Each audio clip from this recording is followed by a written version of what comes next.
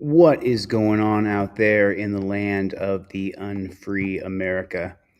I'm just going to do a couple things here real quick, make sure that we get everything situated. How's everybody doing? Welcome to another rendition of Delete Laws. I didn't plan on going live right now. I'm doing a lot of different things. Thanks for coming if you're here. Let me see who's in the crowd. What is going on, Ski United States of America? What is going on? So we have 8 people. What's the matter? You is here. Listen, it won't matter when we start again and I start working again, going on camera again for 3 to 6 hours every day, teaching Constitution headquarters, launching the website that gets people out of jail, and there's just a few things going on. We'll skyrocket right back up. It's not like I have died. People can say and think whatever they want, but the simple truth is that we have not even begun. We haven't even begun yet. Let's OTVO. We don't stop. We haven't even started yet. I have been behind the scenes working on stuff. I'm doing a lot of work. Bronco Nation family, Chad Sr., what's going on, everybody? Do me a favor, hit the like button. I'm going to show you guys tonight a preview. So every single week, hundreds of people contact me about cases and things like that that are happening in their area. Yeah, Jose, I'm not only going to run for governor, I'm going to win. That's the reason why I've had to take 3 steps back to create apparatuses with other people. Yeah, I'm still suing Las Vegas too. That's still happening. What's the matter, you Bronco Nation family? How are you, brother? Chad Sr., Steve Conkler, Captain Team DLZ is in the room. Butch the original. What is going on? Clay, what's going on, my friend? Good to see you. That's not Clay Foundations. Ski is in the room. What is going on, Ski? So I have an update from Craig Hendry. I'm not going to play this entire bit. I'm going to show you. So here's what I'm going to do. I'm going to show you guys a few minutes of the video that I don't know if this comes out tomorrow or not. I'm not sure where we are on. Oh, is that you? That's United States of America. Is this you? If that's you, text me 44 on my phone so I know that that's you. Text me the number 44 on my phone, and then it'll show up right here if that is you, my friend who starts with a K. What is going on, everybody? I'm going to show you a couple minutes of a video that I have produced, and this is coming out tomorrow. The overnight rest compliance notice. It comes out tomorrow. And so I get a lot of people that contact me. And forgive me for not finishing what I was just saying. I get a lot of people who contact me, and a lot of the people who contact me are sleeping in their cars. And they don't have any money, and they're sleeping in their cars, and the cops are harassing them. And so what I have done is I got you. Okay, cool. I got to go to my channel to do that. And so what I have created is what's called an overnight rest compliance notice. And what this overnight rest compliance notice does for people, this will be available on DeleteLawz.com. It's free. And the way it works is this has in here your right to travel, and it's going to list some case law, and it's going to list Article 4, Section 2 of the Privileges and Immunities, which you'll be able to learn more in depth with Constitution HQ, the board game, which is I'm working on that. That's why I'm not here with you guys. Here's the deal. What's up, Playboy? What's going on, Playboy? No, I'm just super, super, super busy trying to finish this board game and trying to finish this website. How about 47? Boy, we're going to talk about that, Ed. But let me show you guys a couple minutes of this video that I created. And this is not the edited version. The edited version is going to come out tomorrow. My editor is putting this together right now. So I'm going to show you just the first, only 7 minutes, and then I'm going to cut it. And I just want you guys to see exactly what I worked on over the past, whatever. I'm doing so many different things behind the scenes. And there are people in this room who know what we're actually doing here on Team DLZ. We are doing a lot of different things right now. And I'm constantly, just so you guys know, every morning when I wake up, I think to myself, what are the best ways that we can advance our agenda to overturn Terry versus Ohio, to overturn Utah versus Strieff, to overturn Maryland versus Pringle, to overturn Carroll versus United States, to overturn Atwater versus City of Lago Vista. Every single day when I wake up, first thing I think about is what are we going to accomplish today that's going to turn people's minds against the police state, against the prison state, against the death state, and for freedom and for liberty and transparency. What are we going to create today? And as I'm doing it, I'm sitting here creating stuff constantly. And so I created this video and I didn't have any assistance. So the lighting's a little bad and all this stuff, but I think that you guys are going to get the gist of this. And I'm only going to show a couple minutes of this because I think this full video comes out tomorrow. The overnight rest compliance notice is available on Delete Lawz 100% for free. Hello? Hello? Police department, anybody in here?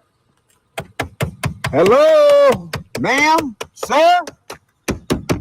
Hello? Hello? I know someone's in here. This is the police department. Hello? Anyone in here? Hello? Ma'am? This is the police department. Hello? Is anyone in here?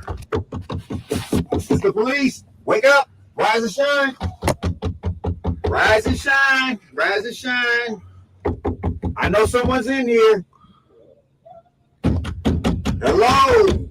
Wake up. Wake up. Hello? I know someone's in here. You're in the situation where you're in your car and you're asleep. What I'm going to do is I'm going to slip out the sunroof my overnight rest compliance notice. Let me show you how to do it. Get out this vehicle, man. This is the police department. Get out.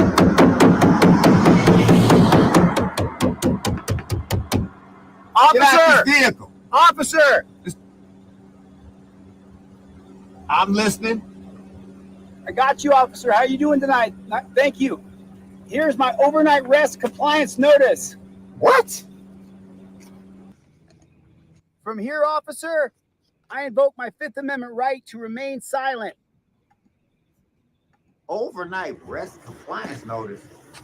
If I were you, I would get the overnight rest compliance notice off DeleteLawz.com and then turn off the lights and don't speak.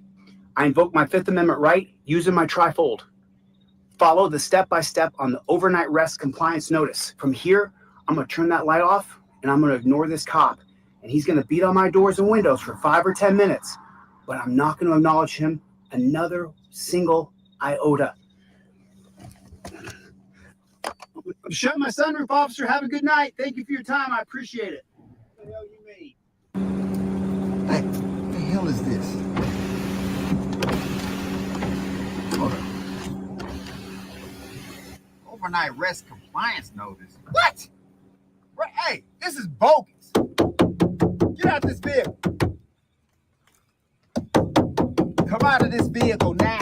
Get out of here. This is the police. Get out of this vehicle now. Overnight rest compliance notice? What the hell is this? Well, I don't have any exigent circumstances. He hasn't said anything that makes me suspicious. What do I got? What do I got?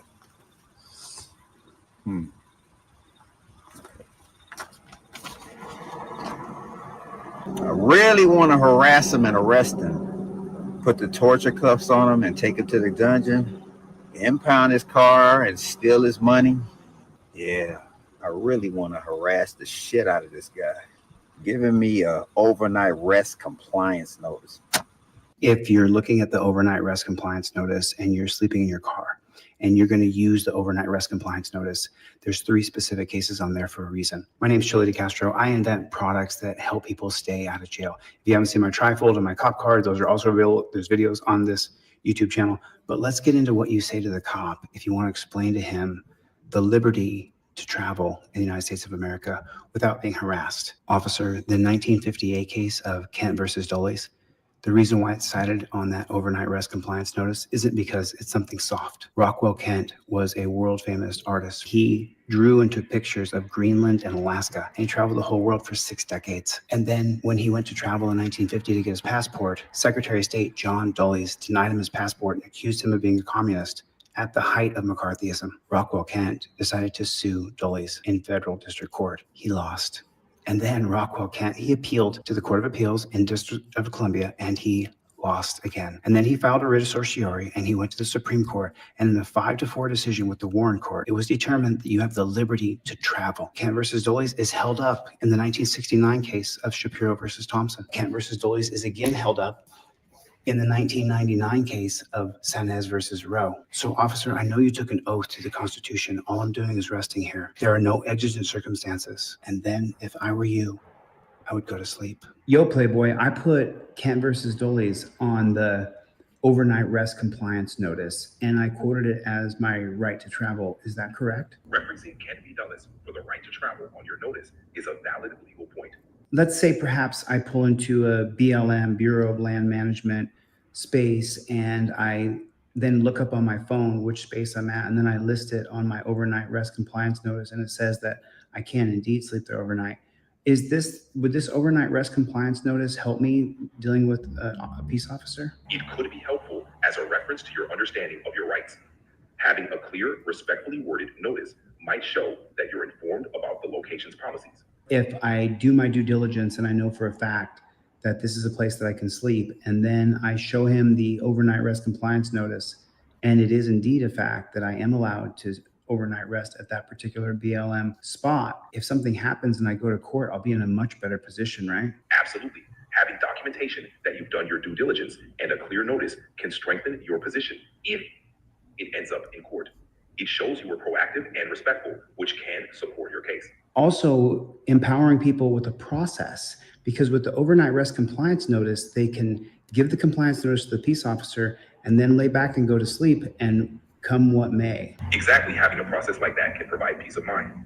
It ensures you're prepared and have a clear way to assert your rights, which can help you stay calm and confident in any situation. There you have it right there. You have it directly from another source. That's not me. The overnight rest compliance notice is available on Delete Lawz 100% for free. I hope that this gives you a little bit of empowerment as you're going through a hard time sleeping in your car, and I hope that you're able to get housed very soon.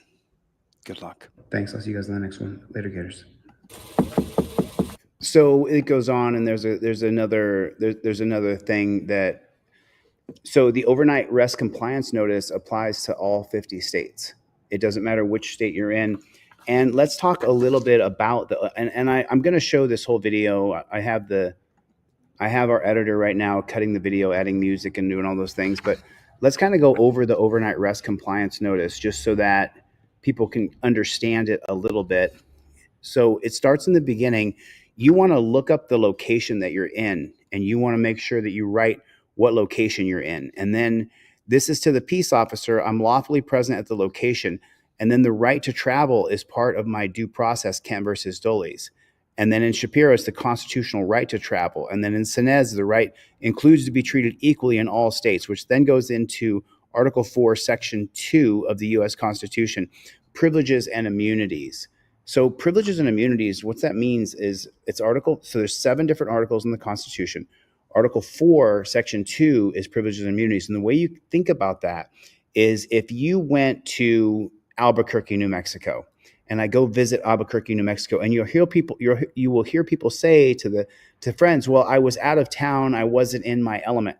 Privileges and immunities means that you have the same exact right to sleep in an overnight park in Albuquerque. You have the same right to public school. You have the same right to welfare. You have the same right to court process. You have the same right to every single thing that you would have the rights to in your home city of Los Angeles or in Dallas or in Nashville, wherever you're at, you have the same privileges, exact same privileges in any other city or town in America. So that's just a little bit of the overnight arrest compliance notice. And if you know anybody who's sleeping in their car, what I want to do is get these for people in their car. And because people are sleeping in their car, I don't, there's a donation. You can put a donation on there if you want to, but it's free. You can download that from the website for free. It is not up just yet, but it will be up in the next 24 to 48 hours before the end of the weekend. And so there's a couple of videos that I want to go over. And this was one that I wanted to show you guys, but I haven't had a chance. I've just been doing other stuff. And so we're going to get into this one just a little bit. So you're saying I violated some sort of transportation code? Yes, sir. Speeding. Okay. I need to see your driver's license and your insurance, please, and we can talk. Okay. Well, I'm letting you know that I'm not here in a commercial capacity. Okay. I'm not carrying people for a fee, and I'm not carrying any cargo for a fee. Okay. I'm actually just traveling. Right.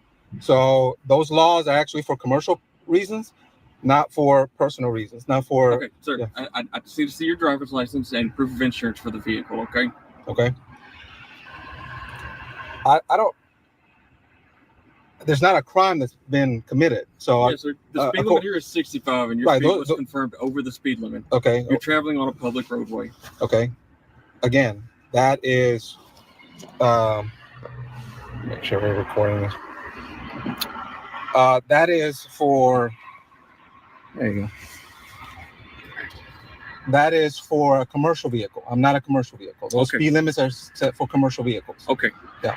Am I free to go? No, you're not free to go. Okay. I need to see your driver's license. Am I under arrest? Technically, this is an arrest. You're not. You are not being placed under arrest and going to jail. Okay. If this is a custodial arrest. This is a custodial arrest, right? Okay. What department are you with? Texas Department of Public Safety. Okay. What's your name? What's your name? I'm Trooper Taylor. Trooper Taylor. Yes, sir. Trooper Taylor. Yes, sir. Okay. Am I under arrest? Is this a custodial arrest? Yes. Okay. Can you go ahead and read me my Miranda rights, please? My Miranda warnings. You said I'm under arrest. Okay, that's the law. Is that now I want you to give me my Miranda warnings. For what reason? Because you said I'm under arrest. That's right. Like I said, it's a traffic arrest. It's a traffic stop. Okay. Okay. The law doesn't differentiate whether it's traffic or murder. Okay. If I'm under arrest, then you are required to give me my Miranda rights. Go ahead and give me my Miranda rights. Okay.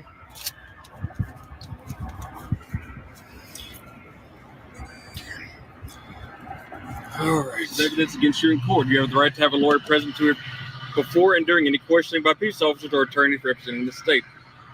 If you are too poor to hire a lawyer, you have the right to have a lawyer appointed by the court to advise you before and during any questioning. You have the right to terminate this interview at any time. Now, I need to see your driver's license and your proof of insurance for the vehicle. Okay, so you said I have the right to remain silent, correct? Right. You don't have to say anything. Right. I need to see your driver's license and your insurance. Anything I say can and be used against me in a court of law. Is that correct? If I give you my driver's license and I give you proof of insurance, you can use that against me in a court of law. So why would I want to give that to you? I'm gonna go ahead and required by law. No, you just said anything I say can be used against me. Right. So if I give you something, it can be used against me. Okay. Why would I give you something that can be used against me? You told me that. No, you told me that was a right. I have the right. So I'm gonna exercise my right to remain silent. I want my attorney, since I'm under arrest. Okay. And I am going to exercise the fact that I can't give you anything because you can use that against me. I'm not trying to use anything against you. Well, you could, but you could, is the thing. You want to read those Miranda rights again? Sir, to operate a vehicle on the roadway, you're required to have your driver's license, okay? Sir? And you're required to follow the speed limit. If I'm operating under a commercial reason, okay? Not if I am just traveling. I told you I am just traveling in my private conveyance. So that law does not apply to me. So now you don't have probable cause anymore. Yes, am I free to go? No, you are not free to go. Okay. Sir. I suggest you call your supervisor right here because you obviously don't understand the law. Sir. You just read me my Miranda rights. Okay. Okay. Listen, I need your driver's license and proof of insurance. The faster we do that, the faster we can both get out of here. Sir. Mm-hmm. I think we're very clear on this. You read my Miranda rights. You want to read them again? No, sir. Okay.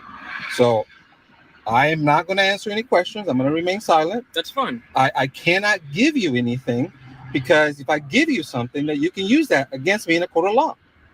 Okay. Do you understand that? Sir. Do you understand that? Understand what? That if I give you something, you can use that against me in a court of law. Why would I give you something? Because it's required by law. Okay. You broke the law. You were traveling at a speed greater if than I'm the under speed limit. arrest, I'll be glad to ID. Okay, let me see some identification. I give you a verbal ID.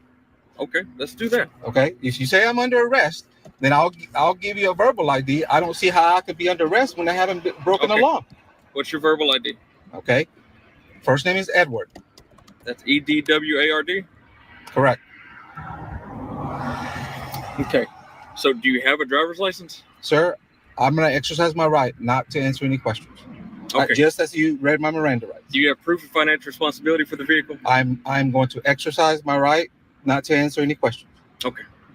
All right, well, let's see what we got.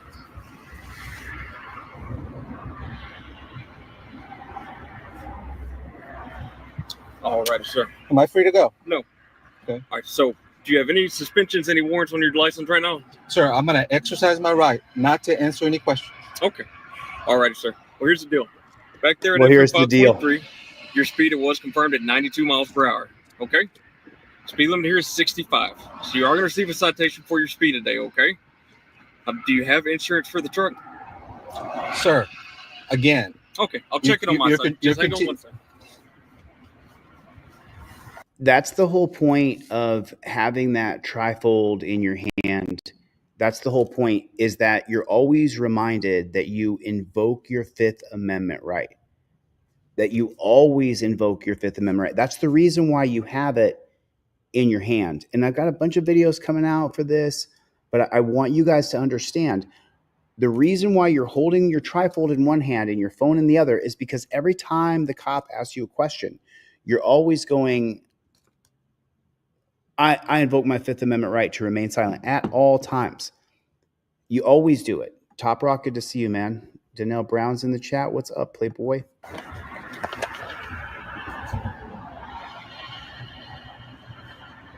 Exactly.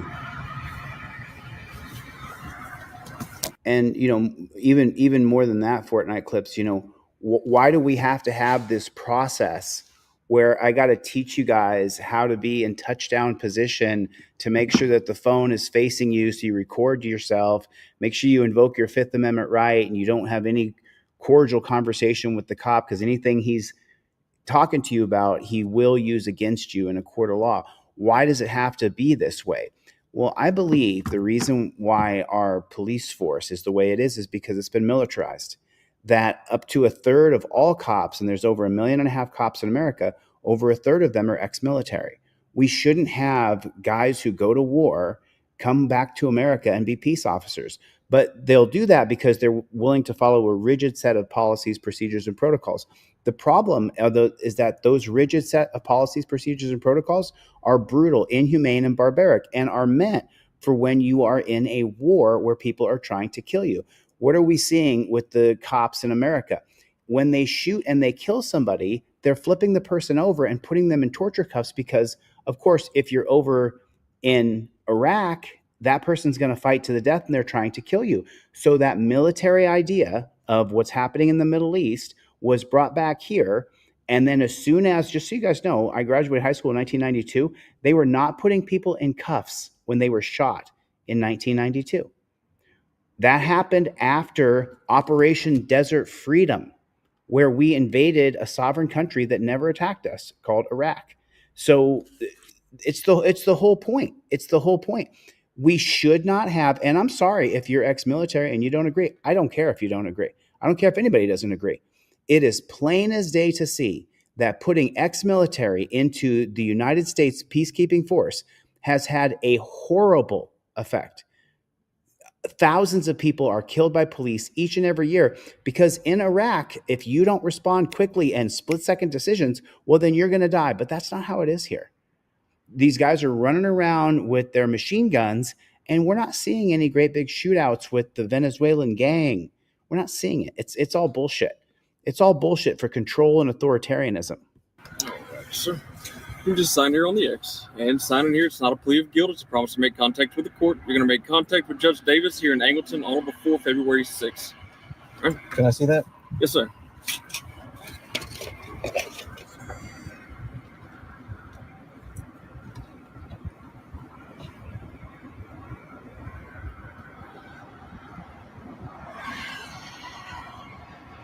Sir, I disagree with this. Okay.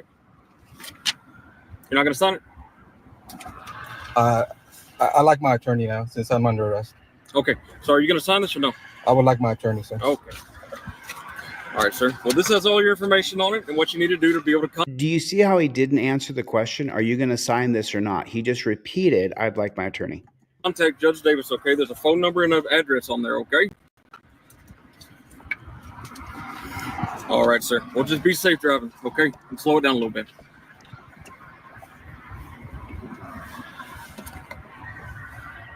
So this is one of the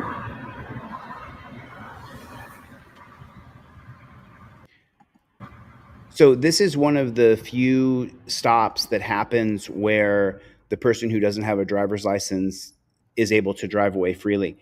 That's not 95, 98% of the time. Most of the time, if you don't have your driver's license, registration, and proof of insurance, that copper is taking you straight to jail.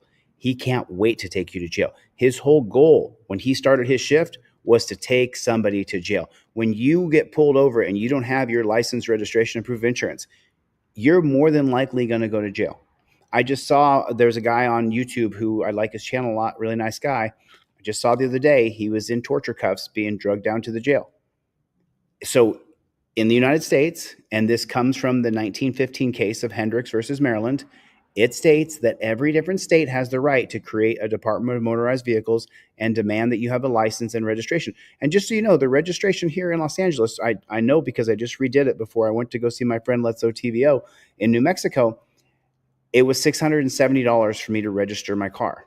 Do I think that that's a scam? 100%. Do I think that I have to get a little license every single 3 years and I have to pay them a $70 licensing fee? Yeah, I think it's a scam.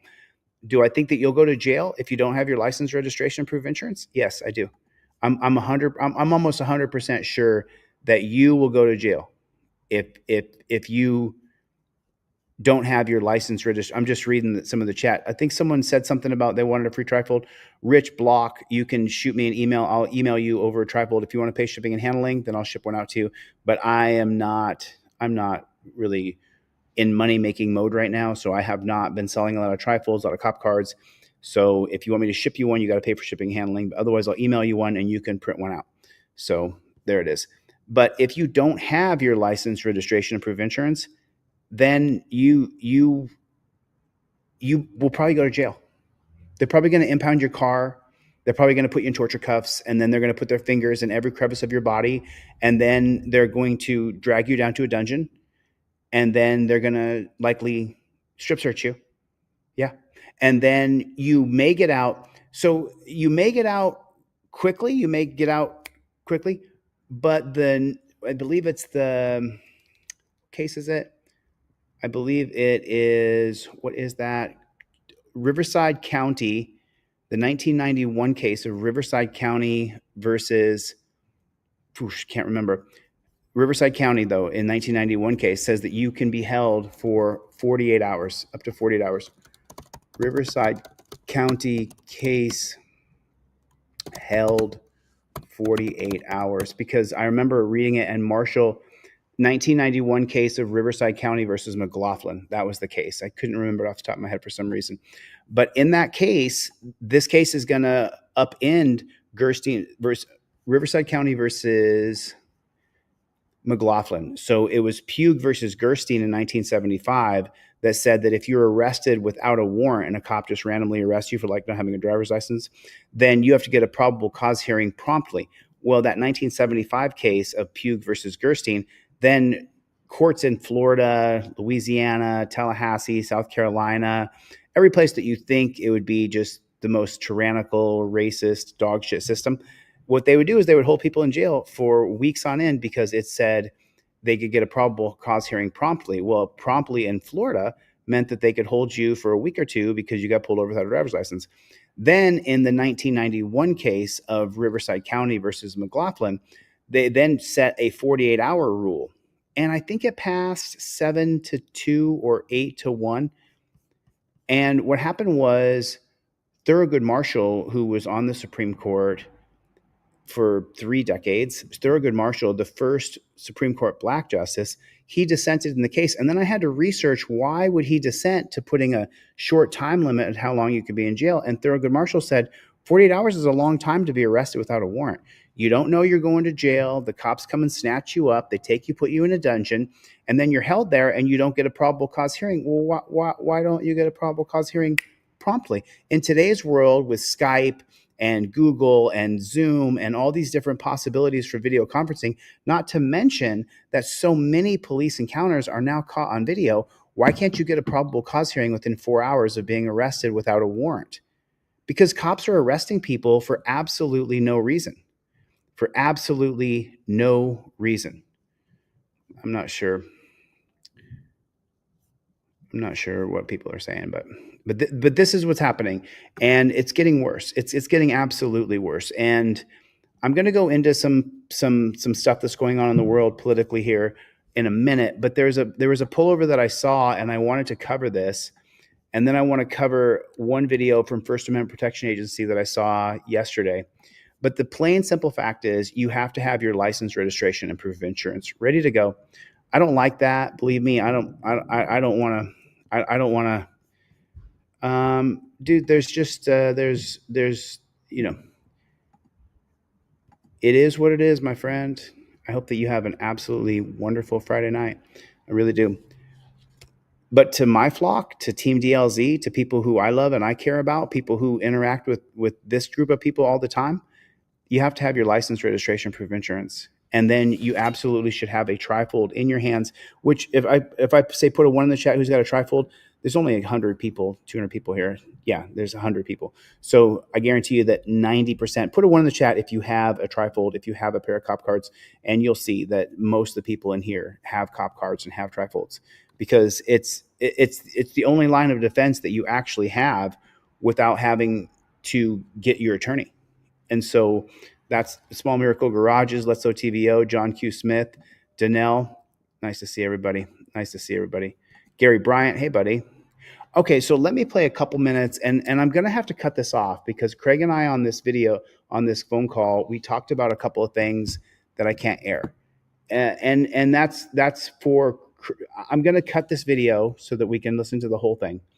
But there's some things that Craig said on this video, on this audio, that I can't play out loud because it'll hurt him. It'll hurt him in jail.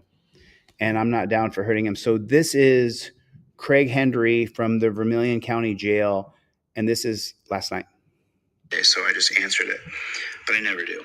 Hey, Craig, my phone on my ringer is off. It never rings, dings, or beeps ever. I don't. You've been, I'm sorry if you've been answering my calls. I just assumed because it hasn't been ringing very much, you haven't been accepting them. No, actually, Craig, my phone on my ringer is off. It never rings, dings, or beeps ever. I don't ever have a phone on. Okay. So I just happened to have my phone in my hand, and I saw a number ringing through, and I thought, I know you've been trying to reach me. I talked to Erica the other day, so I just answered it, but I never do. Well, hey, I just got the 2 books from you, the Supreme Court, the Injustice, and the one about Abe Lincoln. They look great, and thank you for all of that. For putting money on my gloves, thank you so much for all of that. That's been very helpful to me. I know it has, and that's the reason why we're doing it, because it's been helpful to you. That's why we're doing it, Craig. We love you, dude. There's so many people who ask me about you all the time, dude. Yeah, that's awesome. Yeah, I've not been talking just because I don't really have a whole lot to say to everybody right now. You know what I mean? I'm in here and it's just freaking nonsense. They're not being too kind to me in here either. I know they're not. They don't treat you well. They treat you terribly. They think it's their job to punish you. I just filed a lawsuit in the local federal court, the federal district court, because they keep on punishing me for stuff, and they don't give me a hearing. They don't give me any due process, and they have to give me due process under Indiana regulation. They just don't care. They just throw me in segregation, and they lock me in my room for days at a time. Just freaking bullcrap, man. I'm so sorry, dude. Fuck. That's terrible. No. That's horrible. Yeah, it's nonsense. We're gonna let the court figure it all out, but they just like I was just talking to one of the correctional officers about it, and her response was literally, "I don't care, dude." And I was just like, "Well, that pretty much sums up the whole mentality of everybody." So the Vermilion County Jail is treating you horribly. Yes. Yeah, absolutely. Absolutely. Oh. Yeah, and after this, I don't know if you know, but after this, I've got to go to Sullivan County for this freaking intimidation charge for a Facebook post. I got to stop it right there. There's some stuff that Craig and I get into right here that won't help him if I air it. It'll hurt him. And so the Vermilion County Jail in Indiana is treating him like total and complete shit. They're locking him down into his room. They're getting him in trouble. They took away his text pad. We, Team DLZ, and there's people in this chat. There's Letso TVO. There's Gary Bryant here. There's Steve Conkler, Danelle Brown.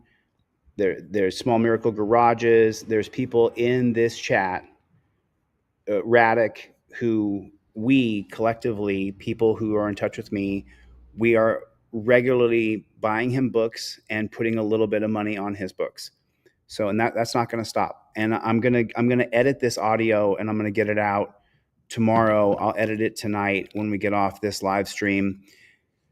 I literally have worked on 4 projects today, and you guys just wait. I was speaking to a friend on the phone the other day. Wait till we launch all the things that we've been doing. You guys will be tired of seeing me. You'll be like, is Chili live streaming again? Yeah, he's live streaming again. You'll be so tired of how much I'm on the air because we have 4 different projects, and all 4 do different things. And each one I'll be doing a live stream every single day. You guys are going to get sick of it. And people, I read some of these people's comments, and I'm just like, bro, until there's not a breath inside of my lungs, until there's not a drop of blood in my veins, we don't stop. And you guys know I have not been putting out content. Wait until I start to go again. Wait until you guys see the Board Game Constitution headquarters and the way it works. And I wish Chuck was in here because he's working on this board game with me every single day. Alpha, oh, there you are. Is Alpha Wolf? What's going on, Alpha Wolf? Alpha Wolf K1. That's an interesting. Are you out of here, Alpha Wolf? I hope you're not gone. Alpha Wolf, good to see you. Good to see you. Alpha Wolf is one of those people. Mike, the board game is not done yet. I'm not sure what you ordered, Mike, but you're welcome to email me, deletelawz@gmail.com. The board game is not done yet, so I'm not shipping out a board game that's not done yet. But if you stay with me, just hold tight. It's all I'm working on. Well, I'm working on 4 things, but the board game is a big one. I've already done the brain work for it, and now I have people putting it into the proper pieces. You know what I'm saying? Like, you can't create a board game without a way it works, and then the cards to the board game, and then the pieces to the board game. So it's coming out. If you ordered a trifold or a cop card from me, I think I shipped 5 or 6 days ago. So the pre-order, and to your point, Mike, the board game is supposed to be done by April 1st. It's still not done. So hold tight with me, dude. Your family, your friends, and you will absolutely love what I put together. And we can thank that dishonorable, horrible human being, Ann Zimmerman, for locking me in the dungeon. And at that time, I had nothing but time to sit and figure out how the board game works. So the board game is coming, Mike. I give you my word, dude.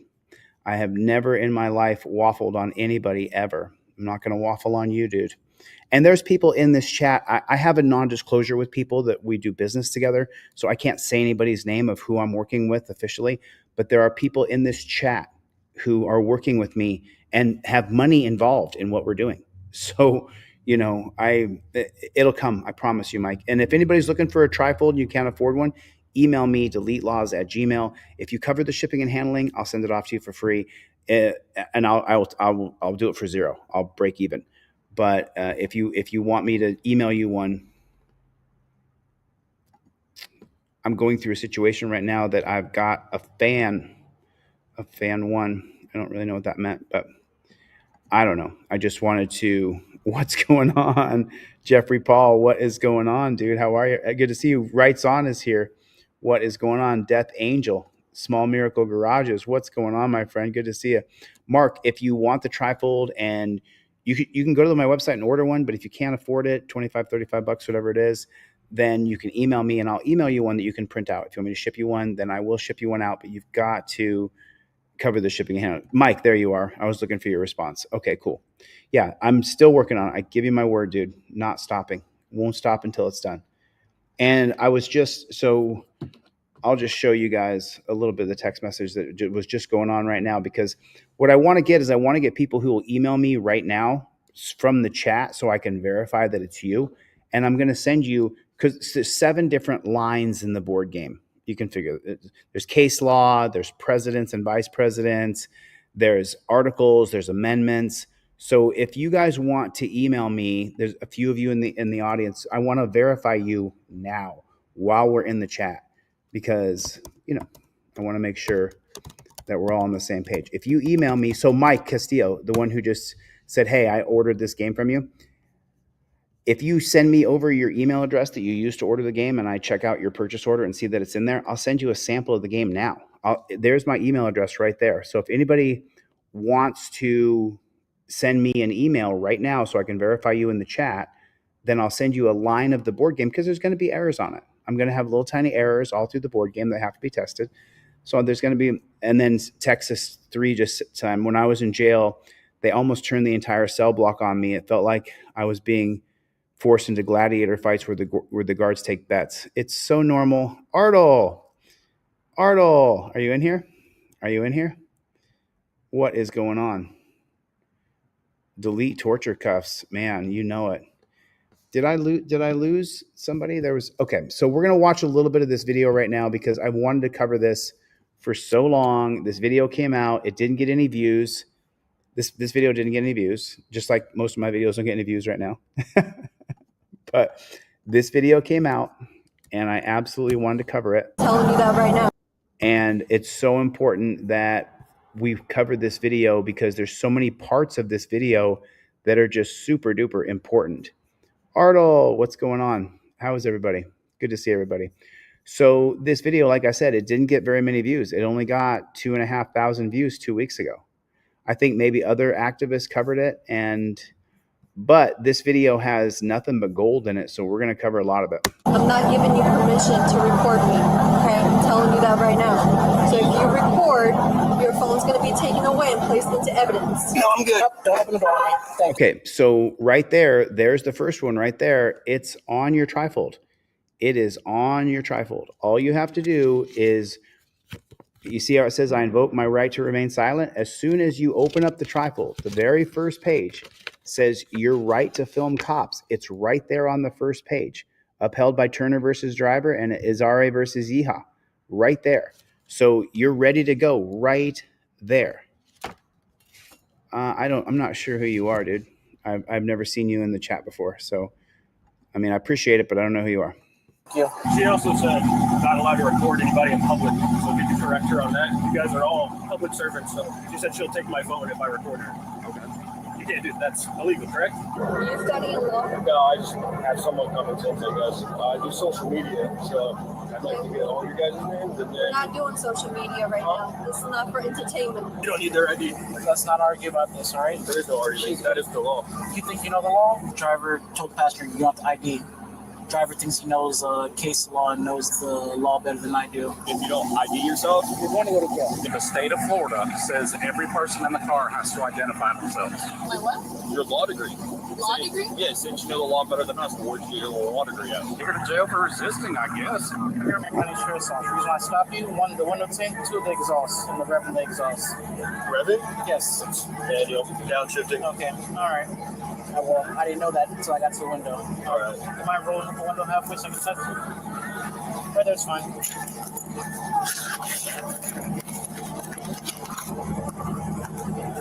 3%. The legal limit in the state of Florida is 28. 15 in the back. Do you have your license, registration, and insurance on you, sir? Can you lower the window as well?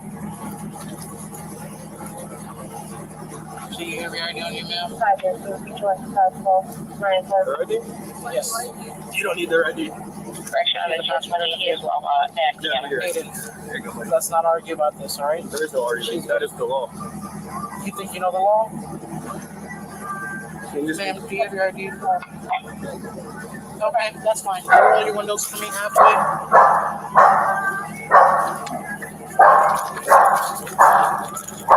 Let's get the game, sir.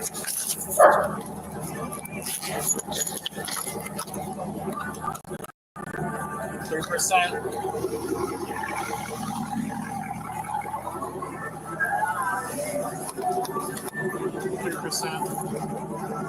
3%. Sir. Like, are you absolutely kidding me? Do you see this? The window tinting law is crap. Window tinting, a law for window tinting is a reason to pull you over. How many times have you heard from somebody, oh my God, I got in the worst accident ever because my windows were tinted too dark? It's such a scam.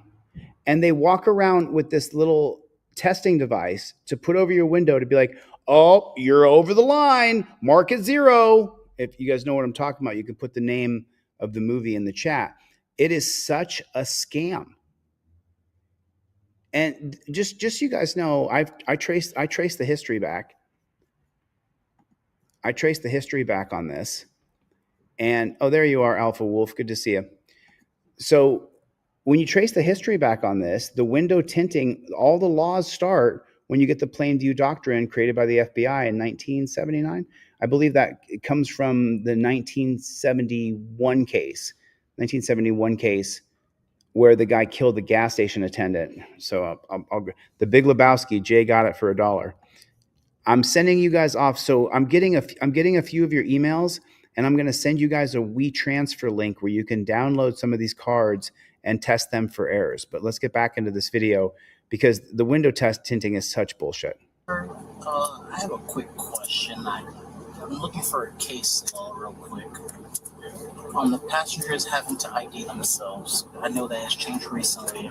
The driver is not cooperative. He told his passenger not to give me ID. He doesn't need to.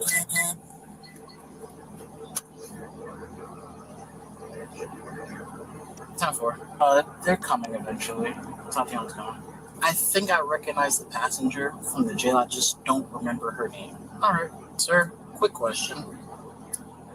Case law for passengers refusing ID. I remember that it's recently changed, and this passenger here is refusing ID, and the driver told the passenger not to ID. Johnson versus NOCCO. Perfect. Thank you. Passengers refusing ID themselves. Driver told the passenger you don't have to ID. Driver thinks he knows case law and knows the law better than I do. He has to ID himself. The driver did, but the passenger Has to. correct. I know. Passenger is a female. Backseat passenger is a female. Driver is. You want me to go talk to him? See, because my next step is ask her to get out the car, and she's probably going to refuse to get out the car and want to go that route. Hey guys, how are you? Okay. Do you have ID on you? So anybody inside the vehicle has to ID themselves. No, that's not true. What he's quoting is Johnson versus Noco. And I'm going to come right back to this video. We're at 3 minutes and 55 seconds. But Johnson versus Noco, what it says is that Chris Noco and James Dunn, the 11th Circuit Court of Appeals, addressed whether law enforcement could demand identification from vehicle passengers during a traffic stop without reasonable articulable suspicion, ruling the deputies were entitled to qualified immunity because the law wasn't clearly established. That does not say that you have to give your ID to cops. They're saying there's no clearly established law, but there is, and we'll get into that in a minute. I'm telling you that right now. So if you record your phone, so anybody inside the vehicle has to ID themselves. When we request for your identification, you have to ID. If she refuses, it's a criminal offense. You can go to jail for that. So do you have your ID or driver's license on you? Okay, can she speak for herself? She's got a mouth, right? Huh? No, I need her driver's license. Send me an email if you're a member of Team DLZ and you want to take a look at this game before we get it launched. Her ID. Because we are requesting for your driver's license. Okay. Anybody inside the vehicle has to ID themselves. Huh? If you refuse, okay, listen, if you refuse to provide your ID, you're going to get detained. And 99% of the time, you're going to go to jail. Okay. Figure out. I'll lock the door.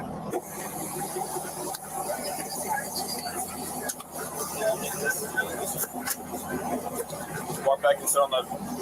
What's your first name? I'm sorry. I just can't let that go. What the cop just said to the person is a lie. It's on your non-driver cop card. It says right here on the non-driver cop card. If you take a look at it, number 4 on the non-driver cop card, it says cop demands ID.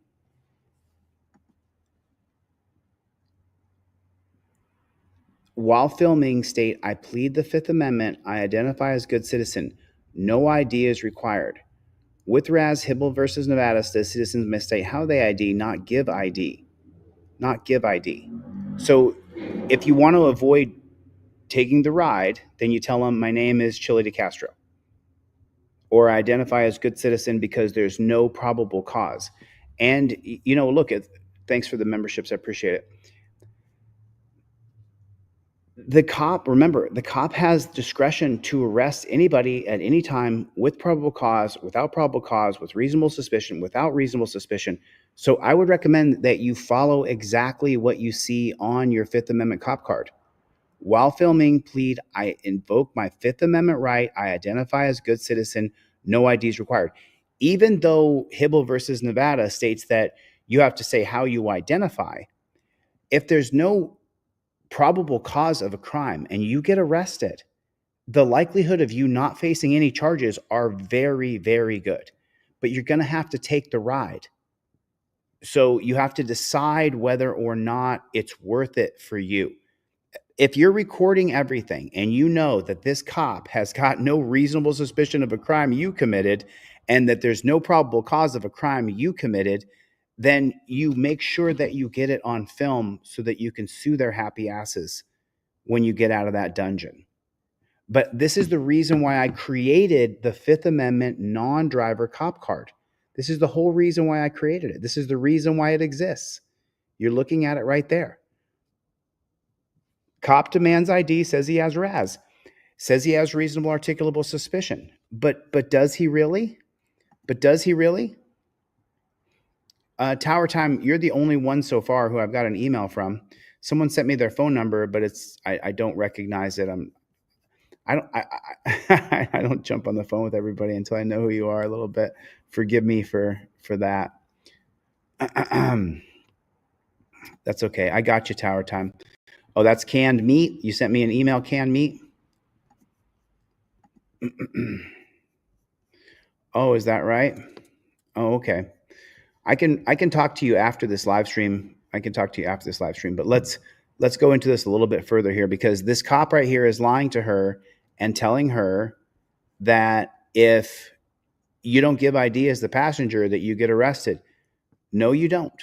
You absolutely don't. That is just, it's made up nonsense, and it's not true. You really want to make it that difficult? You really want to take the ride? You're making this harder than it needs to be, really. Did you catch it? You can beat the rap, but not the ride. The cop knows that the ride is the punishment. Listen to the cop say it here. Make it that difficult. You really want to take the ride? You really want to make it that difficult? Do you want to take the ride? Because he knows that the entire arresting process is so brutal, inhumane, and barbaric that that is the punishment. You really want to make it that difficult? You really want to take the ride? You're making this harder than it needs to be, really. Yeah, it's really going to suck. I just have to take it. I'm not writing you tickets. I'm not the initial officer. So I just came over here because she was refusing to give her ID.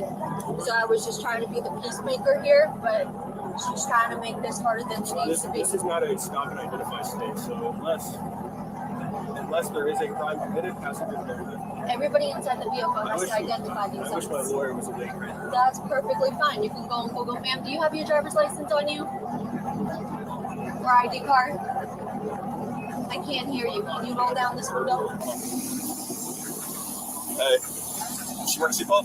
Once I got to the windows were tinted, so I couldn't tell if she had it on or off. When she got off, it didn't look like she took off her seatbelt. Oh, well. Webinar. Did she take off her seatbelt? Huh? Did she take off her seatbelt? She had her seatbelt off when I approached.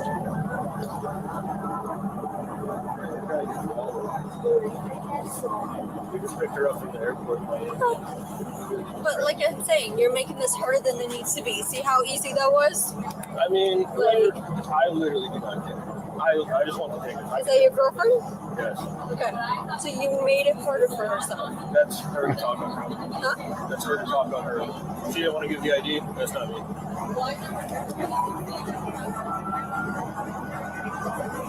Are you a supervisor? I am not, no. All right. Can I get a supervisor? Yeah, we'll get you a supervisor. There you go. A supervisor's on his way. All right. Can I get out? No, stay in the car. Is there a reason why you want to get out? I do social media, so I'd like to get all your guys' names and We're then. not doing social media right now. This is not for entertainment. It is. This is giving me a lot of money. They don't pay for all Well, the we're not doing social media. Listen, I'm not giving you permission to record me. Okay, I'm telling you that right now. So if you record, your phone's going to be taken away and placed into evidence. Plain and simple. When the supervisor gets here, I would love for you to say that back. That's perfectly fine. Okay. He'll say the same thing to you. You're in public view. You know that, right? Correct. There you go. But You're being I don't recorded give you over there. permission to record me. Did you Okay, get that? on your private phone. Did you? Those go to a private server in Walmart. Okay, can you get access to that? Yes, pretty easily. Okay. When you do that, let me know. But if you were to pass by my house right now and my Ring camera records you, or anything else. Are you studying law? No, I just have somewhat common sense, I guess. What's the supervisor's name? See, this is the whole point. So Conkler and Tower Time, Steve Conkler and Tower Time, check your email. I sent you guys 4 lines for you guys to go over and tell me if you see any mistakes. But this is the whole point. It's right here in your trifold. It's right here on your driver card, the blue card. The blue card is the driver card, and the yellow card is the non-driver card. And the exact same information that I'm telling you is right there on the card. Cop demands ID, says he has reasonable suspicion and he wants to get your ID. Hibble versus Nevada never says you have to give ID. It says you have to state how you identify. That's what it says. That's what, and believe me, we're going to do a full breakdown on the Fifth Amendment, the jurisprudence, when we teach Constitution Headquarters. Thanks for the gifted memberships, Tower Time. Thanks, Conkler. I appreciate that. So Conkler and Tower Time, check your email. Writes on is here. We're good to see you, man.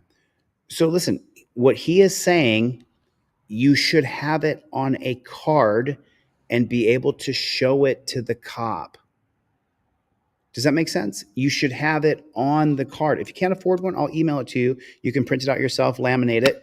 But the cards I have are like credit cards. You should have it on your car. You should have this on your visor.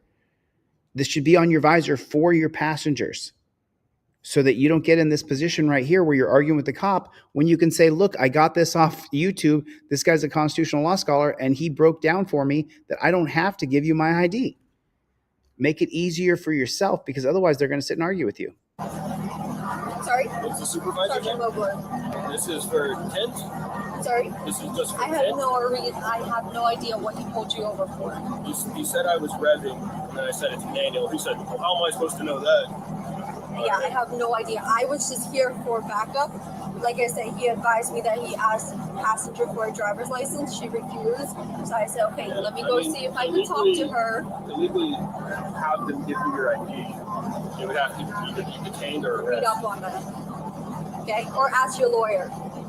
Maybe your lawyer will provide you better information. But anybody inside the vehicle has to identify themselves. How long till the supervisor here? I have no idea where he's coming from. Are you just visiting or do you live here? You live here. So she's just visiting. Does she live here? You live in Stewart or where at? I live right off the end. I really just wanted fries.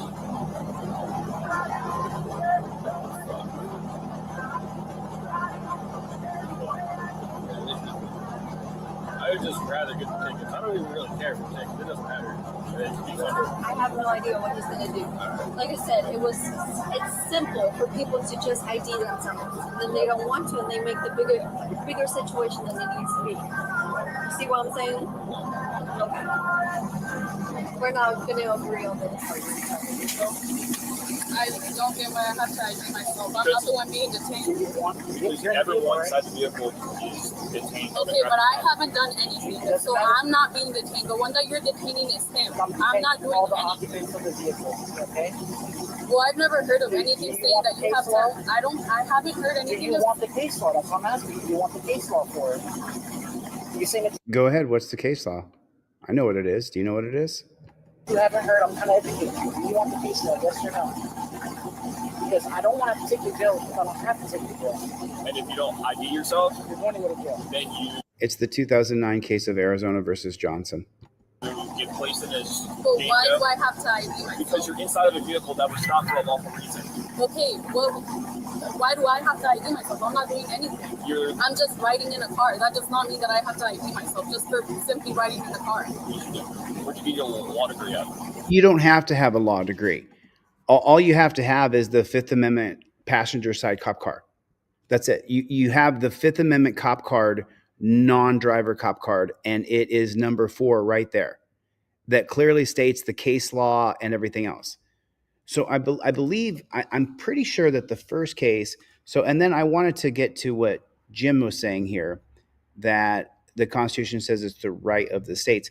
Now, Jim is correct, James is correct, that the state, you live under the state's laws. The state laws are put on top of you, and they affect you more than federal law. But that's not how it works. Federal law trumps state law, and your amended rights, the Bill of Rights, the first 10 amendments, are incorporated into your world. Gitlow versus New York, 1925, where the 14th Amendment, the incorporation doctrine of the 14th Amendment is then going to incorporate your rights. And you can even go back further than that. I believe it's McCullough versus Maryland. McCullough versus Maryland. Let me take a look. I'll tell you if that's 1819, McCullough versus Maryland. That's correct. So you're half right and you're half wrong, James. But you still do have your Fifth Amendment right, which is it's federal. So California can't say you don't get a Fifth Amendment right. Alabama can't say you don't get a Fifth Amendment right. But you see all the arguing she's doing? It's the reason why I created this, so that you don't have to sit there and argue with the cop. It's right there in black and white. You can see it. You can read it yourself right there. Cop demands ID, says he has RAS, and this is for a non-driver, so it's for a passenger. Says right there, while filming, I plead the Fifth Amendment. I identify as a good citizen. No ID is required. But she's sitting there arguing with pigs. What do you think the pigs are going to say? You think the pigs are going to say, oh, okay, you're right? No, you have to show them literature and something on that really, when they look at it, this is part of the reason why these are so professional, the reason why it's a card like this, the reason why it's on polypropylene paper that's indestructible paper, because when the cop feels it and touches it, he's like, yeah, this is actual, that's the whole reason. That's the whole reason. Or I would just sell the printout. You could just buy the printout from me, and then I don't got to ship anything.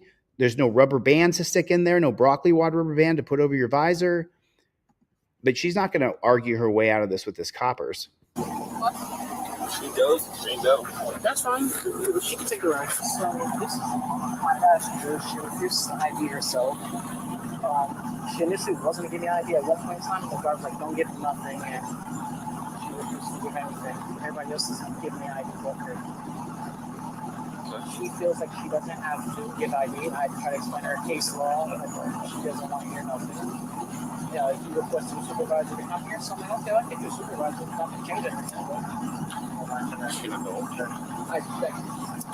I'm going to say no, just hold on her.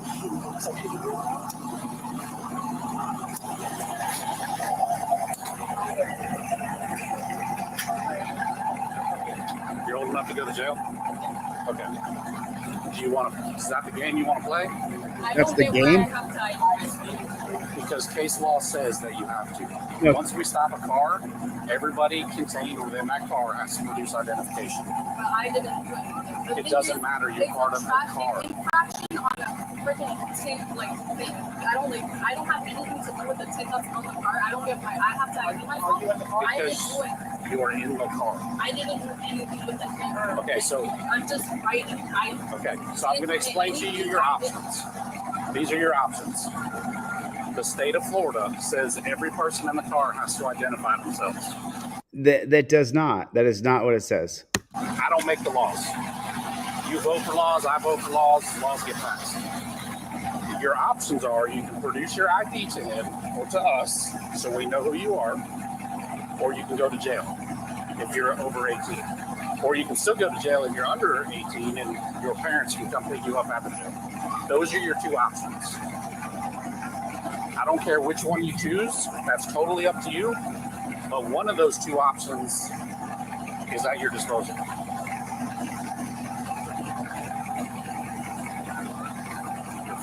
I don't know what else to tell you. I don't make the laws.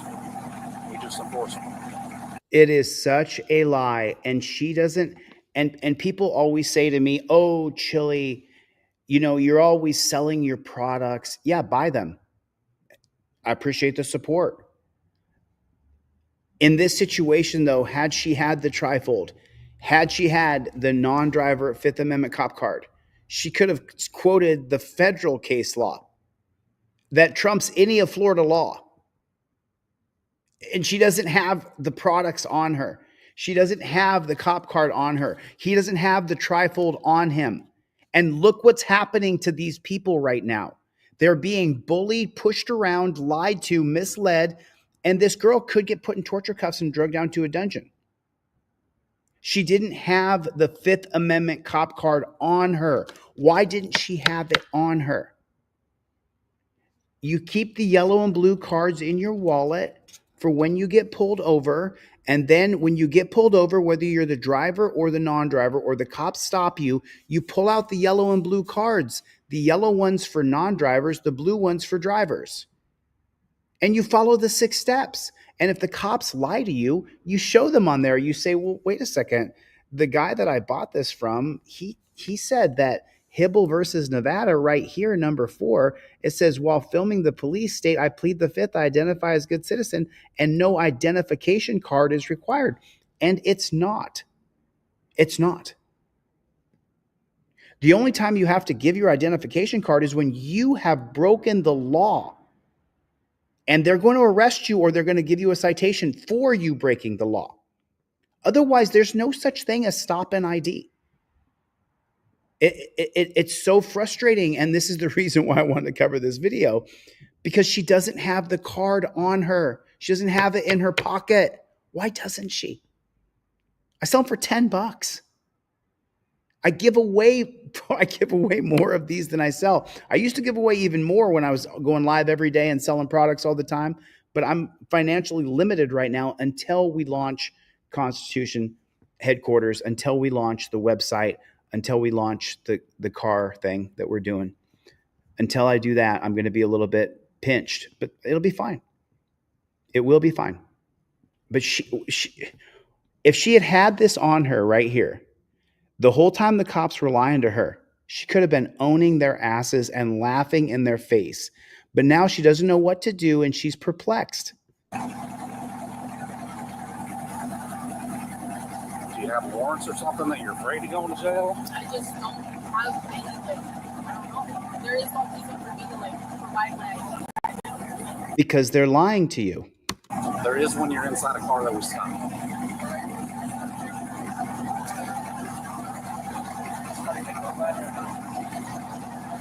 If you'd like, I can explain it to them, but that really has nothing to do with them because we're dealing with you.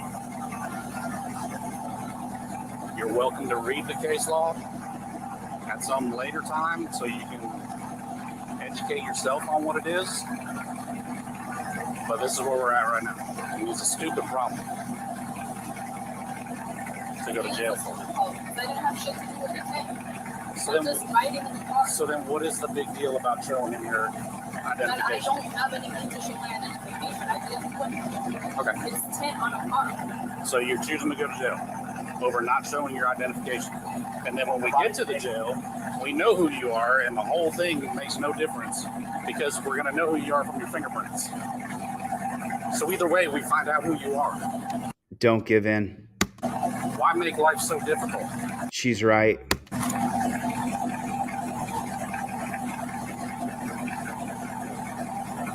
Remember, folks, the 1969 case of Frazier versus Cupp, CUPP. That's the case that allows the cops to be able to lie to you, that they can sit there and continually lie to you over and over and over to get what they want out of you. This cop is sitting there lying to her. There's not a single word he's saying that's true. There's no Florida law. There's no case law that says if you're the passenger in a car in Florida and you get pulled over, you have to give your ID to the cops. He's sitting there lying, but she doesn't have anything to help her. She doesn't have any assistance. And we know for a fact that cops are targeting you to pull you over, to arrest you, to impound your car, to take you to the dungeon and steal your money. We know it. We know it for a fact. Put a 1 in the chat if that's true. We know it. But she doesn't have any protection on her. And now look how lost she is. Is that your boyfriend driving, brother, family member? Can they talk some sense into you so you don't end up going to jail? Who is she to you, Buzz? What? Who is she to you? Girlfriend. Girlfriend? Do you want to talk some sense into her so she doesn't go to jail tonight? Chevy! Okay, here's the options. She either gives us ID or she goes to jail. Why would she go to jail? Because the state of Florida says anybody that is contained within a vehicle during a traffic stop has to produce identification. She is contained within your vehicle during your traffic stop. Yeah, can you show me that? I don't have to show you that. You're welcome to research it on your own. It's Florida case law. All right. 2023. All right, just let me look it up. Good for her. Good for her. You just give me your ID. No, we're past it now. Absolutely. You could file a lawsuit for malicious prosecution. She could file the lawsuit as she's still in jail. This is literally stupid. And then she also said not allowed to record anybody in public. So could you correct her on that? You guys are all public servants, so allowed to be recorded. Could you also correct her on that, please? We're in public as well. What are you talking about? She said I'm not allowed to record her. She said she'll take my phone if I record her. Okay. You can't do that. That's illegal, correct? I have the right to record anything in public property. Do I do that? I do, right? I can record you as well, right? I'm recording you. No, I don't. And I can also record her, right? Okay. Okay. Take her to jail for resisting, I guess. Are you done with him? Hold on, sticks right there. Deal with that, I guess. My car's open, just throw her in there. Please help me understand this.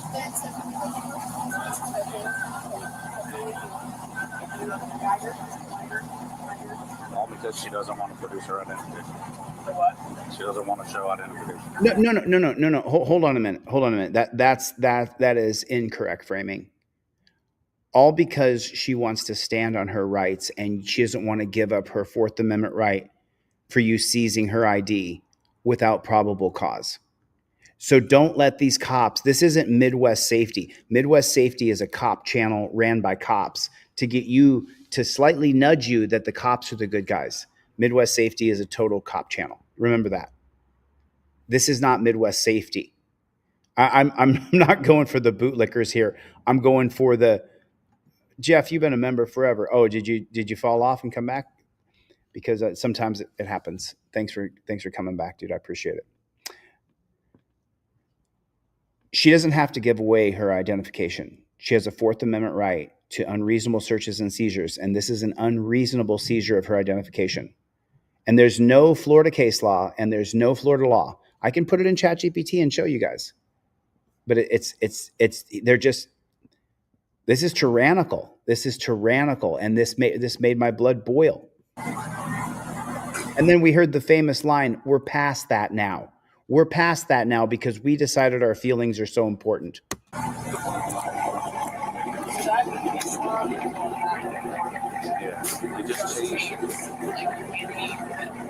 A couple of months ago, didn't Bernie send out a? I just found that the only one I have is 23. But I think it's changed. Sam was saying it changed. It was like a jury suspicion that they were involved in a crime, which pretty much there's no special.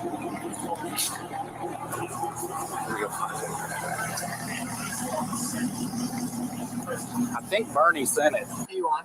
Trying to think. I just tried. So I guess they just picked her up from the airport. She's from Colombia, which is all weird to me. She's from Colombia. Tatiana. Why is that a little weird? I'm from Colombia. What's wrong with that? My father's from Colombia. I was born in America, but why is it weird that she's coming from Colombia? My cousin was just here from Colombia. I just tried. So I guess they just picked her up from the airport. She's from Colombia, which is all weird to me. She's from Colombia. Tatiana, which is all weird. Nick just wrote him probably like 15 tickets. Oh, I'm sure. He just didn't get out of the it was like 12-foot roll.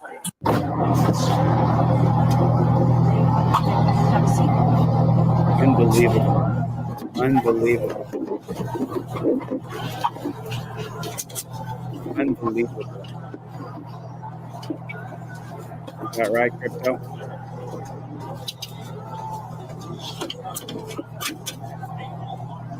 Is there anything inside your car that you need? What's happening from here? She's going to jail. No, that's fine. Anything, like with me. I don't know. I'm not the one that pulled you over. I don't know if there's citations. I don't know if there's anything else. It was for tent. I don't understand how she's getting arrested for tent. Okay, so to explain it, all right? So you got stopped. She's inside your vehicle, right? I see. Okay, so Florida states that anyone contained inside of a vehicle that is detained for a lawful purpose of a traffic stop has to identify themselves, okay? Okay, I just got to show this to you real quick. Okay, so I'm just going to go here. We're at 17 minutes and 50 seconds. Let me go here. Okay, so I put in here, right here, I said, in Florida, I said Florida law that required all passengers in the car to ID when pulled over. In Florida, passengers are generally not required to provide identification during a routine traffic stop. There it is right there. However, there are special circumstances where an officer may lawfully request or demand identification. Reasonable suspicion of criminal activity. If an officer has reasonable suspicion that a passenger is involved in criminal activity, they may request ID. They can request it, but you don't have to give it to them. For instance, if the passenger matches the description of a suspect in a recent crime, the officer can invest by asking for ID. That doesn't mean you have to give it. Passenger is being detained or arrested. In that particular case, if you're being arrested, these are two different things here, ChatGPT. So if a passenger is being lawfully arrested due to an outstanding warrant, they're required to provide ID. And of course, that's a Florida statute. If you're being arrested, you have to give ID. It makes perfect sense. Interference with cops. If a passenger obstructs or interferes with an officer's investigation, but not giving your ID is not the same as obstructing. Obstructing is a physical act. So let me take it a little further. Any Florida case law that requires passengers to ID?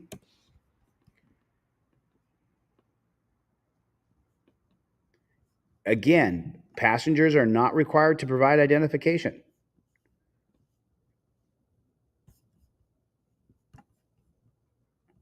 In a case of State versus Dilliard, 1985, involving a passenger's furtive movements leading to a search, highlighting the nuances of passengers' rights during stops. There's also California versus Brendelin, 2007. So you can take a look at that case as well. I know I've thrown a lot of cases at you tonight. It's only because I'm so buffed up on them because I'm going to start teaching, and it's going to be, canned meat. I sent you over a link to send me your videos. So if you have a video of what you're talking about, send me that video and let's take it from there. Okay. Telling you that right now. They talk some sense into you. Talk some sense. What's happening from here? She's going to jail. No, that's fine. Okay. That is detained for a lawful purpose of a traffic. That anyone contained inside of a vehicle that is detained for a lawful purpose of a traffic stop has to identify themselves. Okay. Do you know what statute that is? It's like look it up specifically because it's called case law. Yeah, everything I'm seeing. Plus, they have reasonable suspicion. Here's your license. Perfect. Here's your license. Perfect. Registration. You gave me 2 registrations. Oh yeah, one's probably for my new place. Okay. Probably for I have one more piece of paper to give you, all right? I just wouldn't print out this one. You're getting the window tint ticket for this window. You're getting the window tint ticket for that window. You're getting the window tint ticket for the back window. You're getting the window tint ticket for that window over there. You're getting the window tint ticket for that window over there. You're getting a ticket for altered exhaust, modified exhaust. Give me 1 second. 50 state legal car exhaust. So there is no statute. It's called case law. It's when stuff goes before the Supreme Court and case law is set. It's precedent. It's precedent. Okay? He's sitting there lying. So there's nothing that you're going to read that says that. What she's going to jail for is we're resisting without violence because she failed to produce a driver's license or identification.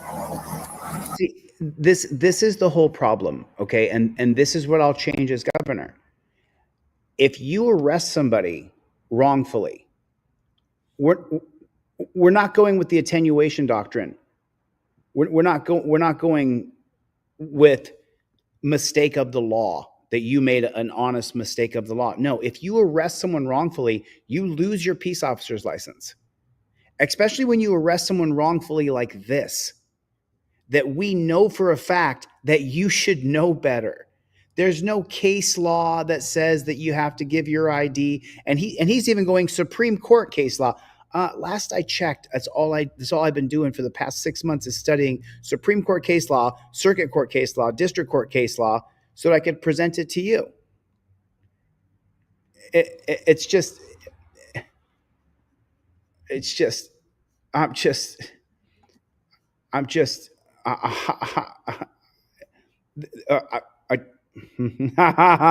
see it? Starting to stutter. You can see it. I'm annoyed. It's when stuff goes before the Supreme Court and case law is set. There is no set Supreme Court case law that says that she has to give you your ID, her ID. That is, yeah, Tower Time. And anybody else who wants a copy, I'll take a break here so I can breathe. I'm sending out, there's 7 different lines of the board game. I'm sending out lines to people. I think I sent Tower Time and Conkler 4 of the lines, and we should have presidents and vice presidents done today. I'm waiting to hear back. And then we only have innovations and founding fathers left, and then the board game is done. So we have 5 of the 7 lines done. Stay with me. I know people ordered. I was supposed to be done by April 1st. I'm not going to stop till it's done. So if you guys want to see the board game, email me and let me confirm who you are in the chat. Otherwise, I'm not going to send it to you. If I can't confirm that it's rights on in the chat, then I'm not going to send anybody any of the board game, just because I want to keep it as confidential as I can until we launch the actual game.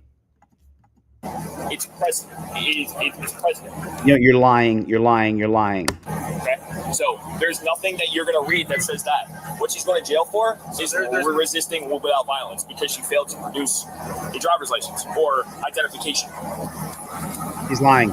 or obstruction. I'm not to Hey, Sunday. fall underneath the same statute or in the same category. What she's being charged with is that.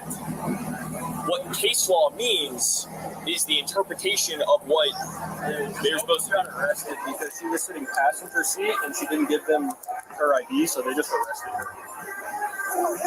For not giving them her ID as she didn't commit a crime and was just sitting passenger. So,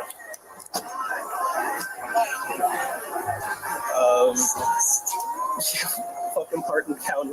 And here's your last citation for not showing me proof of insurance. Any questions for me? I have proof of insurance. All right, you didn't show it to me. I asked you for your license, registration, I insurance. handed it to you and you walked handed me away. 2 registrations and a license. You didn't hand me your insurance. Well, it's on my phone. All right, great. Show it to the courthouse. All right. Man, do you see it? Do you see it? So when I call you guys dirty fucking pigs, right? This is the reason why right here. Because it doesn't affect you as long as you can seem like a tough guy. I didn't see your insurance. You can tell it to the judge. Like, you are an asshole, dude. You wonder why people hate cops. You wonder why when cops die, people don't give a shit. I feel nothing for you pigs. Nothing. You wonder why. Let me run it back. Let me run it back if you're curious. Fucking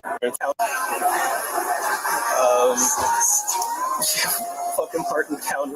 And here's your last citation for not showing me proof of insurance. Any questions for me? I have proof of insurance. All right, you didn't show it to me. I asked you for your license, registration, I insurance. handed it to you and you walked handed me away. 2 registrations and a license. You didn't hand me your insurance. Well, it's on my phone. All right, great. Show it to the courthouse. All right, you have 30 days to take care of the tickets. You need me to explain how to take care of the tickets? No, I'm good. Yep, don't open the door, man. Thank you. No, he can get out of the car. The stop is over. Oh, this. I've wanted to cover this since it came out, but I just, this pisses me off so bad. Registrations and a license. You didn't hand me your insurance. Well, it's on my phone. All right, great. Show it to the courthouse. All right, you have 30 days to take care of the tickets. You need me to explain how to take care of the tickets? No, I'm good. Yep, don't open the door, man. Thank you. You need me to explain you how to take care of your tickets? No. All right, have a great night. I don't care how you feel about me. Once you go inside of here, they're two separate entities. You treat them with respect. You do whatever they tell you to do. Wow, dude. Wow. Wow. Wow. I don't care how you feel about me. Once you go inside of here, they're two separate entities. You treat them with respect. You do whatever they tell you to do. Your process goes a lot smoother in here. All right? You're gonna have to ID yourself, or they're not gonna process you. You'll be sitting in here till you give the name. Do you understand that? Do you have any questions on that? Are you gonna tell me who you are now, or? I'll tell them. Okay, that's perfectly fine.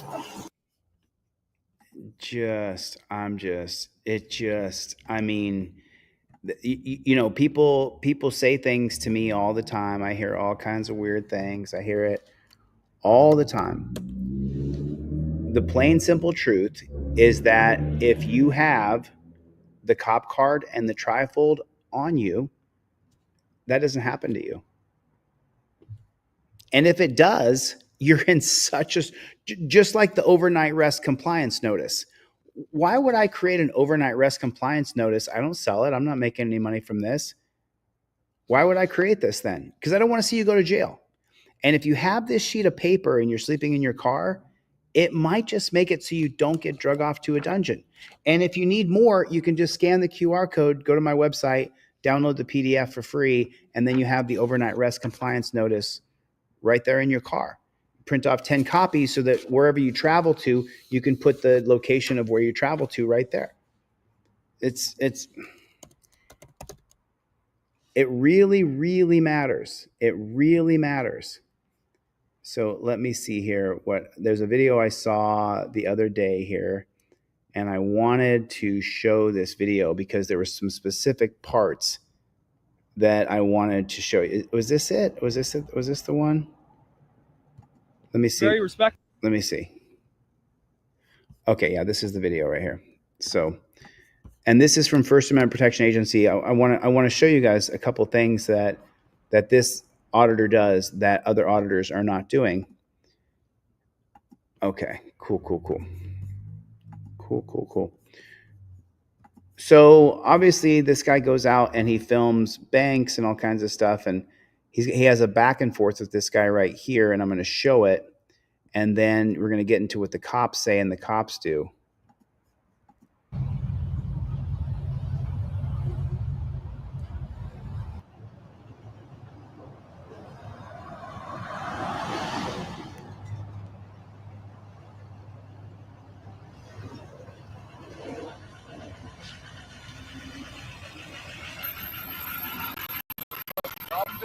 What's up? Do I have a problem? No, do you have a problem? Oh, you seem really entitled. There you go. Oh, you know what Curiosity did? Oh, there you go. There you go. You think I'm gonna give you any answers now with the attitude you just pulled up with? Oh, that's how you did? Just with that tone? With that same tone?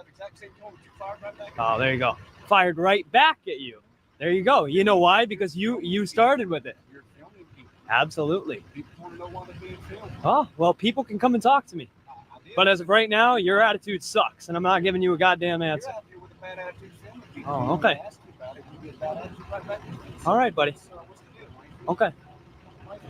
I'm not going to tell you. I'm not going to tell you. Huh? Oh, you pulled up and stopped and got my attention. Oh, yeah, it is. Oh, it is? Oh. Oh, then go and tell somebody. You seem to be really, really worried about what everybody else is thinking and what everybody else is doing. Oh, well, like I said, if everybody wants to come and talk to me, they're more than welcome.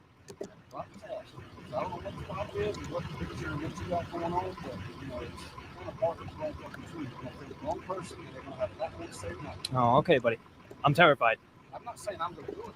Oh, I know. I know. Because if you would have done something, you'd already done it. I'll pull that up next to you. That's the truck. That's me doing anything you want. You only got a problem. Oh, okay. What? Just out of curiosity. You can have attitudes with each other. I'm just curious what you're going to do. Well, you could have came with a better tone, and I might have answered you. All right. Well, if that's what you believe, then you can carry on and believe it. So let me jump in here real quick because I'm reading a little bit of the chat, you guys. So listen, canned meat is a victim of police brutality. That's how people behave. That's how people act when they've been cheated by the cops. And his victimization may be 4 years old, but he's still victimized by the police, and he's running around like Chicken Little. The sky is falling, because finally he found a group of people who will listen to his story. And that is what canned meat is doing in the chat. That's how victims of police brutality behave. They want to tell their story. They want to find a group of people who understand their story. That's why canned meat is writing and writing and writing, because he's like, finally, some people who will listen to me, and I'll listen to you. I'll hear you out. We have dealt with, if canned meat is unaware, we have dealt with the worst of humanity, because I'm going to run for office and these people are afraid that I'm going to win and I'll change policing from the top down, which is exactly what I will do. So we've had to deal with a lot of bullshit people. And so we're used to a lot of bullshit people. We are. And a lot of people who try to fool me. And I happen to be one of the roughest, nicest people you'll ever meet. So I tend to give everybody a chance. And that burns me all the time. My supporters, they watch me get burned. They watch me walk into things where, oh, how can I help you? Whap, I get hit, right? So, but for y'all who are, you can hit up Rights On. Rights On has a channel. Go to Rights On, and Rights On will vet you a little bit. But I just want you guys to know I know. And Mikey B is easily one of the most intense moderators on this channel. So I hate to interrupt this, but I just wanted to let you guys know that canned meat is behaving like somebody who was victimized by the cops. Hey, listen to me. Hey, I got a story. Hey, I want to tell you my story. Hey, I want to tell you my story. That's how they act. So, you know what I'm saying? So I know you do, Canned. So, but we heard you, and I'll get back to you. You can go through Rights On first, and then we'll talk. but I want to hear your story, dude. So now that that's settled, you guys can take it easy on each other and love one another a little bit. I will. Millions of people will. Oh, no?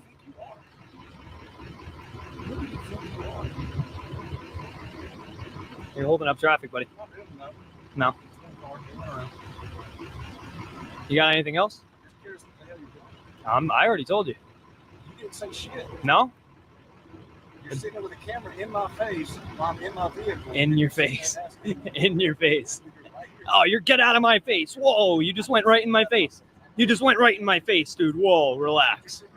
Whoa. Whoa, dude, you just got right in my face. Calm down. Everybody wants to know what the hell.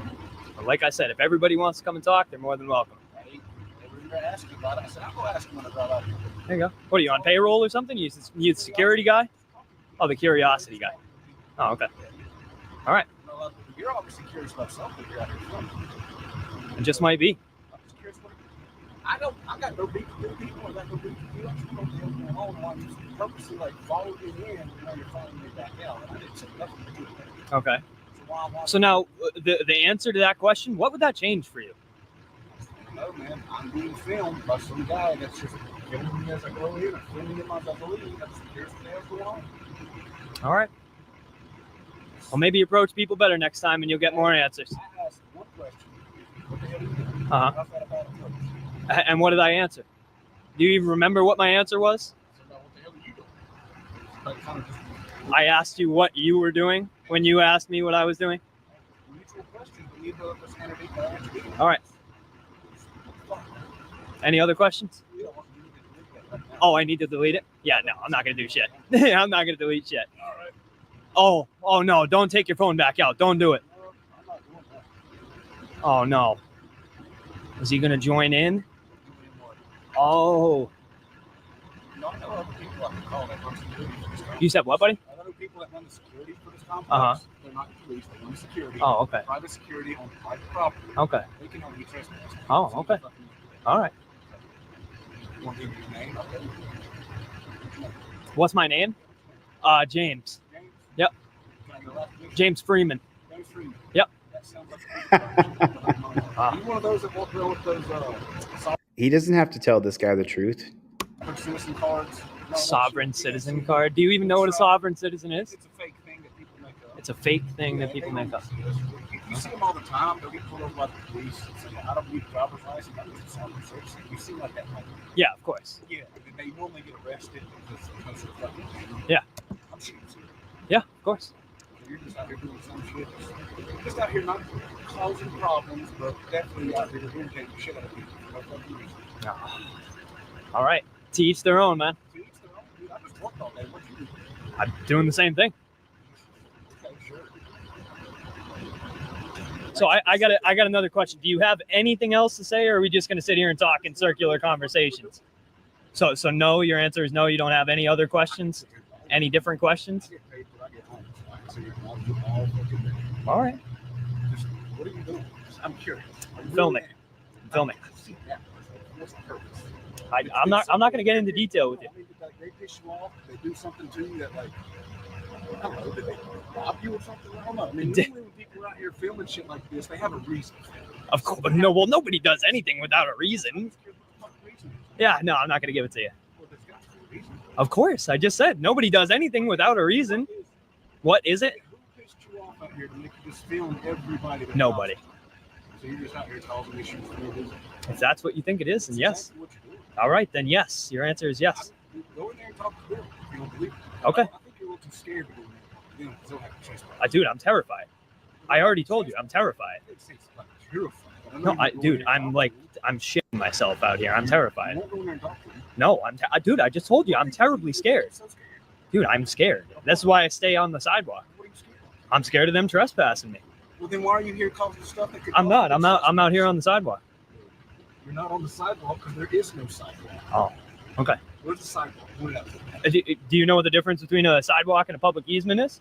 Do I know the difference in the fact that you're not on the sidewalk, that you're not on the road, you're just sitting there bothering people and literally pointing your camera at them as they go by? Like, why? What's the reason? If you got a problem with this particular location, we need that. Film them. Leave them. You don't come and go alone. They have nothing to do with it. Does that make sense? Like, make your little protest or whatever you're doing, but leave everybody else out of it. We don't give a fuck. All right. Leave us the fuck alone. Yeah, cool. So why are you? Hey, thanks for your permission. I appreciate that. You don't have to have proper permission. No, I don't. Yes, you do. No, I don't. Walk up to anybody's car, get in their window like that, and say you don't have any permission to fucking stick a camera in their goddamn face. Okay? You want to take this into the public street and keep the public, because we fucking can. Oh, really? Yes, we sure can. Yeah. All right. I didn't say anything. I just said we can keep the public if we want to. All right. Sounds good. Then we can do that. Touch the truck, see what happens. Oh, now you want me to do something? Give me a tap. Oh. Give me a tap. Okay. So he has some weird, perverted way to try to call him out to have a fist fight. If you want to keep it in the public, we can keep it in the public. If you want to keep it in the public, I don't know what he was talking about, but FAPA does a good job here, and he avoids this fist fight. And what I like to see people do, and I've told FAPA this, and I've told a few other people in the chat. When the public comes up to you and asks you what you're doing, tell them what you're doing. I'm out here stress testing our First Amendment right to be press in public. Do you support the First Amendment? Now, in this particular case, this guy had irritated FAPA, and he didn't do that. And I think that we, as First Amendment auditors, we should do exactly that. But then this guy tries to fight him, and he sidesteps it beautifully. But then the interaction with the police is the part that I want to highlight here. And he didn't even use the cop card, but he should have. Say, have a good day. See me on my way. See what? All right. Let's do it. Look there. Look right here. You just pulled up. What's up, boss man? Hey, what's going on? How can I help you? Paradise. Oh yeah, I hear you. I'm Deputy Richard, York County Sheriff's Office. Sweet. Can I get badge number as well? My call sign's 449. We don't really have badge number. How do you spell it? How do you say it? Twargoski. Okay. So, Where's the gas station where he got those sunglasses at? Wait, how can I help you guys today? of course, we got a call. You were out here with the camera. As long as you're not on their property, you're good. Oh, I'm okay. sure you know that. Of course, I know that. And when the attitude changes, FAPA handles it like a G. But we had to come out here and do our due diligence. Hey, and just make I sure- understand, and I appreciate you guys coming up. Very respectful and very knowledgeable. I wish we had some more of that here. Okay. Okay. I got you. Okay, so it's not illegal for him to film. I got you. You know, and it's funny because the conversation came to, just why don't you just touch my truck and then we'll put it in public. I was dropping in, and this dude was following me. I got And all the people in there were like, hey, this dude's up here. This guy's really good at circular conversations, by the way. That's number 2. That's the second time he said that same sentence. Oh, there's number 3. There's number 3. Well, like I said, you can ask. He doesn't have to answer, and he's perfectly within his right to, as long as he's in public. I got you, man. Okay. What? I got you. Is there anything else I can help you with? I was just curious why I was getting filmed. All right, man. Well, like I said, he doesn't. I got you. He doesn't have to give you an answer. So, if you want to go ahead and head on out of here, if there's anything else we can help you with, just let us know, okay? All right. I don't appreciate it. I understand that. Anybody does, but he even said that he's too scared to go in there and ask him. I got you. Dude, I'm terrified. All right. I'm terrified. I appreciate you, boss. Have a good day. See you later, buddy. I missed it. Sorry about that. Fine. All right. I'm terrified. Someone said they were going to screenshot the side of the vehicle. I appreciate you, boss. Have a good day. See you. There's the side of the vehicle right there. If you want to screenshot that right there, and if you're so inclined that you want to say something to that person or to that employer, you're welcome to do whatever you're going to do. See you later, buddy. All right, man. Like I said, as long as you're not going into their private property. I have no intention of doing that whatsoever. And I mean, nobody's even told me to leave anyway. So if they want to tell me to leave, I don't want to make like a hearsay situation or anything. If they want me trespassed, just have somebody come out and tell me that. And I haven't talked to them yet. Okay. We just seen you out here, so we Sweet. thought we'd make contact with you first, okay? So I'm just curious. So you came and made contact. You have no idea what the story is inside there. We know what the caller wants. Oh, so they want me trespassed. Is that what not I'm hearing? necessarily. No. They just we're calling about a suspicious person. Okay, so I'm still allowed to go in there, then, right? As far as I'm concerned right now, yes. Oh, okay. I am going to go in there and talk to them and see what they want to do.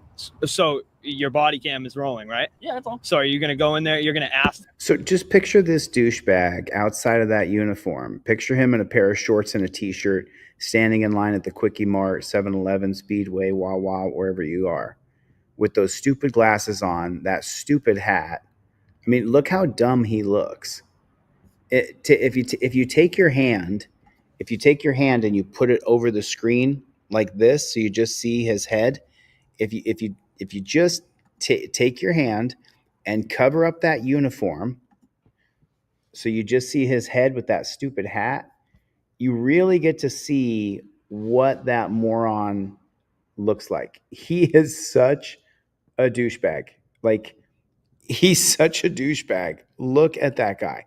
He is so douchey, it's unreal. Them if they want me to leave or be trespassed from the building, like you're going to go 100%. I'm going to ask if they care that you're out here. If you go onto their property. So you're going to go solicit a trespass. 100%. Okay. Sounds good. Awesome. All right. And just make sure you have that CAD number for me as soon as you come back. Thanks.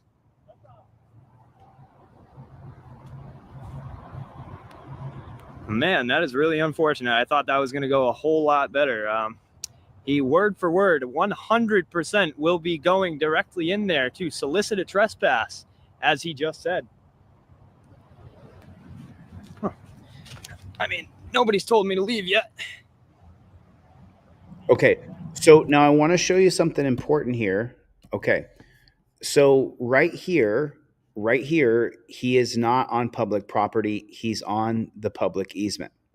Okay, now the reason he says what he says right here is because he's leaving the public easement and going on to private property.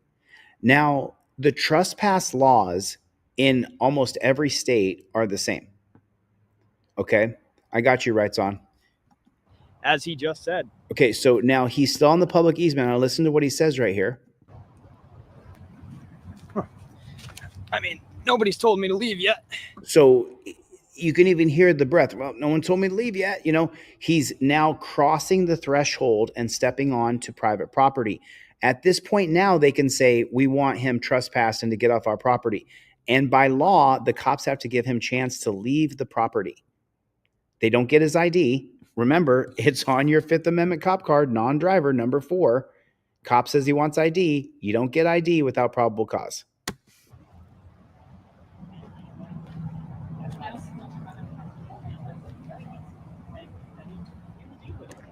Mr. Bone, Chevy is here. He's probably making a song.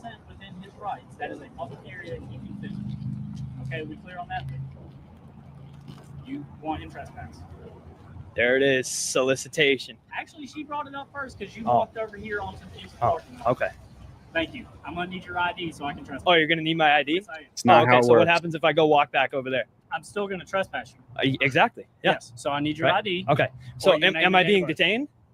At this point, yeah. At because this I'm point, doing I a am being trespass. detained. So am I allowed to? Would you like a supervisor? Am I out here? allowed to leave the property? No, because No. I need Now I'm your not information. allowed to leave the I property. need your information. So you you're can not going to trespass. give me ample time to leave, right? So you're not going to give me ample time to leave. And look at this Gomer Pyle with his hat and his hair and his terrible glasses.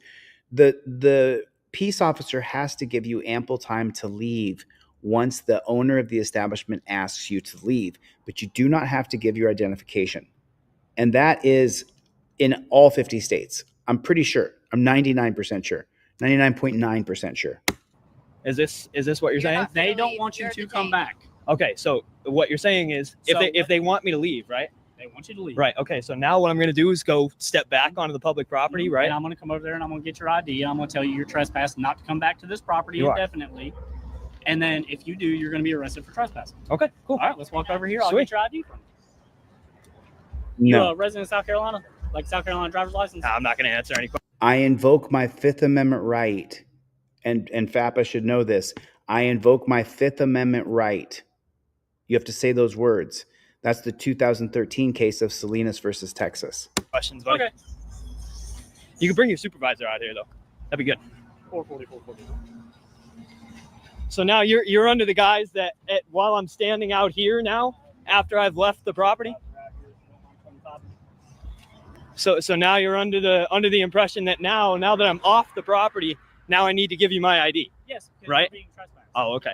All right, we'll just wait for the supervisor. All right, you can just stay right here. Sounds good. Hey, just make sure you don't go in there and rob the place now. All right, good. Put you under citizen's arrest. So he's saying the same things to York them County Sheriff. that they say. Doesn't even know the difference. Doesn't even know how to trespass somebody from private property. It's unfortunate, man. It was going so much better in the beginning. Yeah, like Ken down here said, some states have different trespass laws. You have to research your state and see if you have to give ID if you're getting a trespass warning. I don't know, Ken, can you tell me any states? I'll look it up right now as we're watching this video. Let me double check and see, because Ken is correct. You have to know your state laws. So much better. This just took a turn for the worst. Yeah, you guys better hurry up and get on the phone with those supervisors.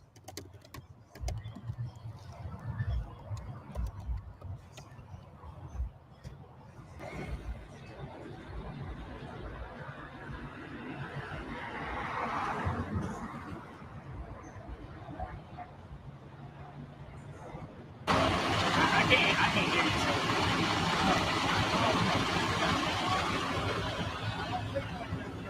We got a supervisor on the way? All right.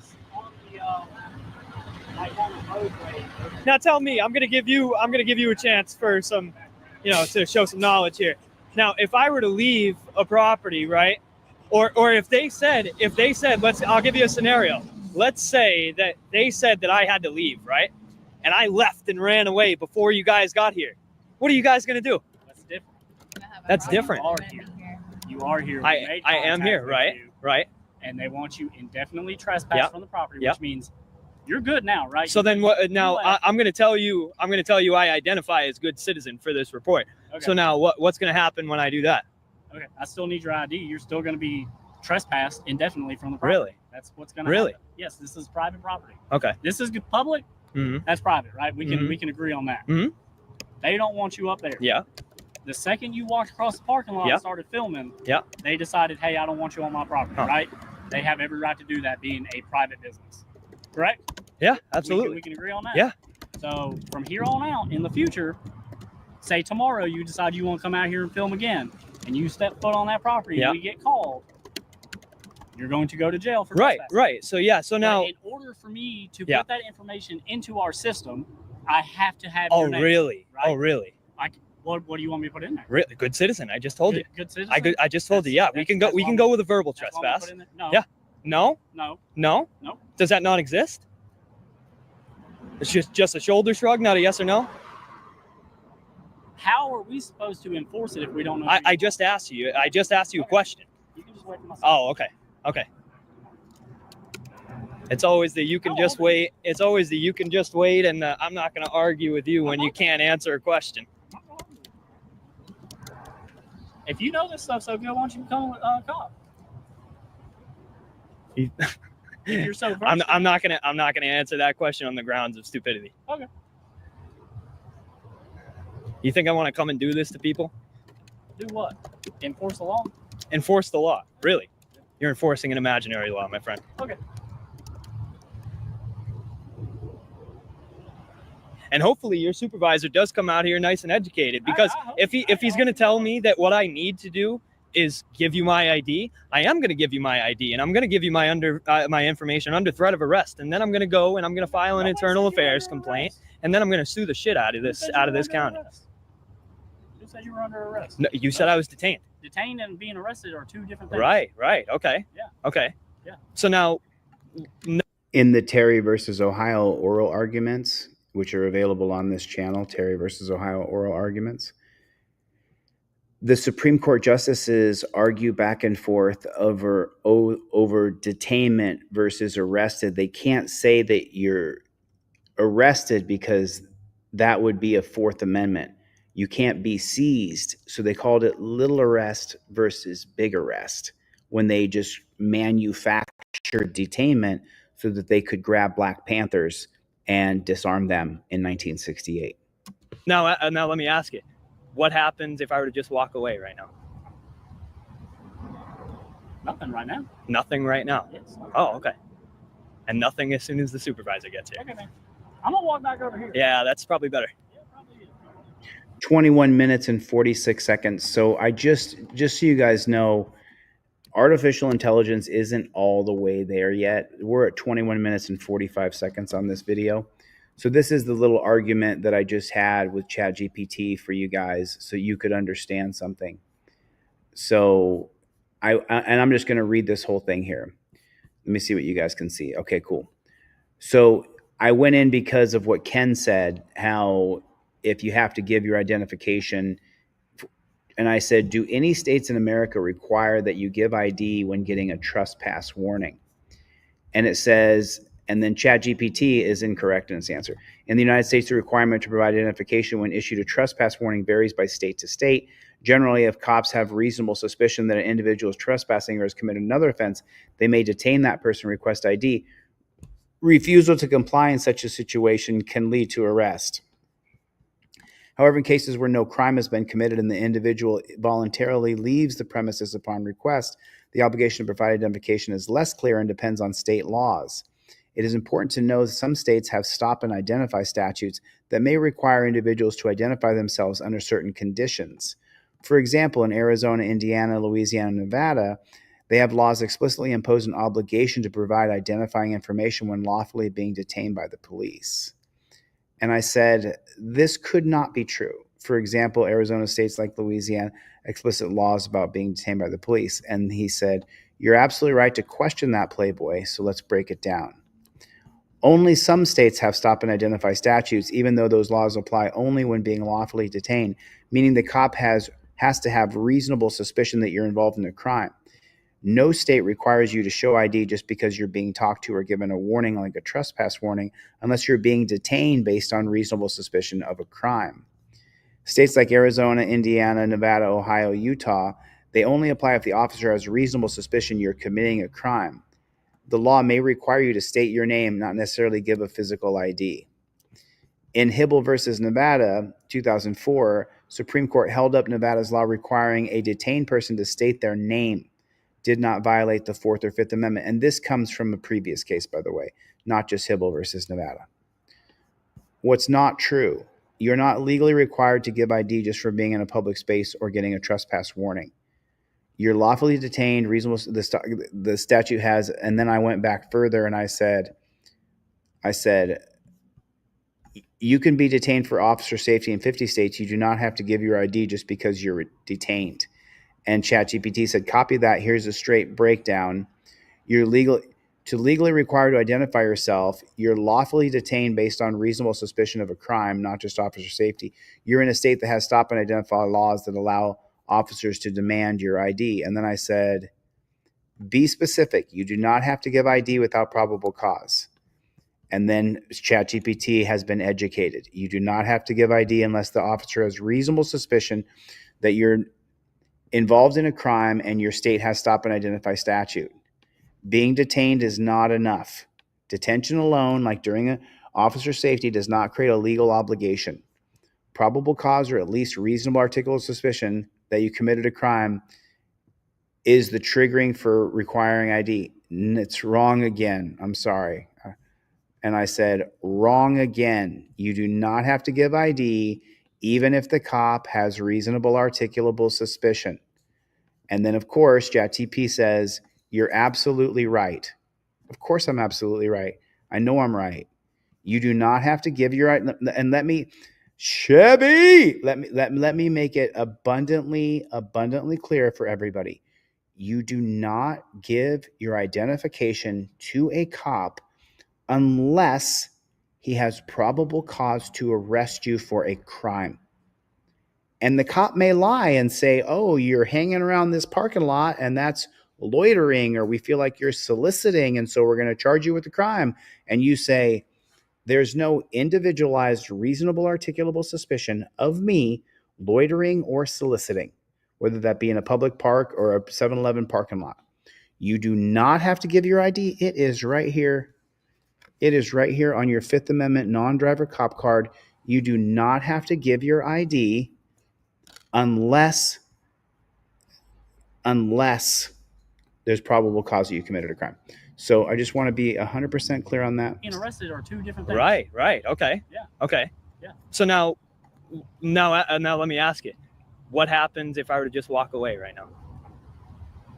Nice to see you, Mr. Benson, Nothing sir. right now. Nothing right now. Yes. Oh, okay. And nothing as soon as the supervisor gets here. Okay, man. I'm gonna walk back over here. Yeah, that's probably better. Yeah, probably is. I wouldn't want to get caught up in this conversation either if I were you. And it's none of your business.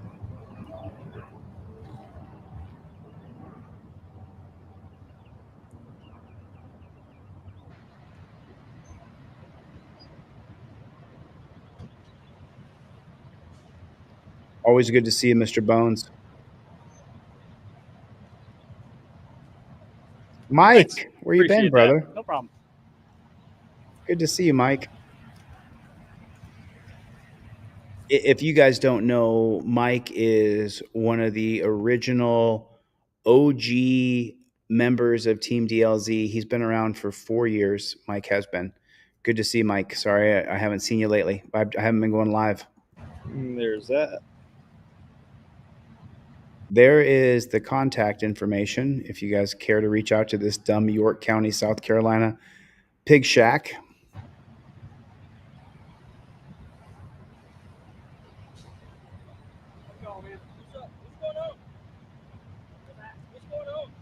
Hey, put your phone down. He's gonna try to get your ID.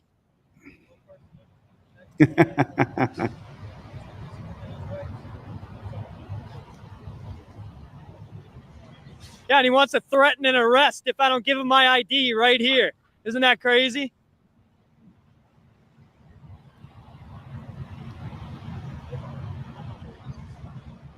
Listen, my brother, I used to buy dash cams for people all the time and send them out to people, but I haven't been going live. I haven't been doing a lot of sales, so I can't buy you a dash cam right now, but I can get you a trifold and cop cards. Shoot me an email, deletelaws@gmail, and let's get you a cop card and a trifold.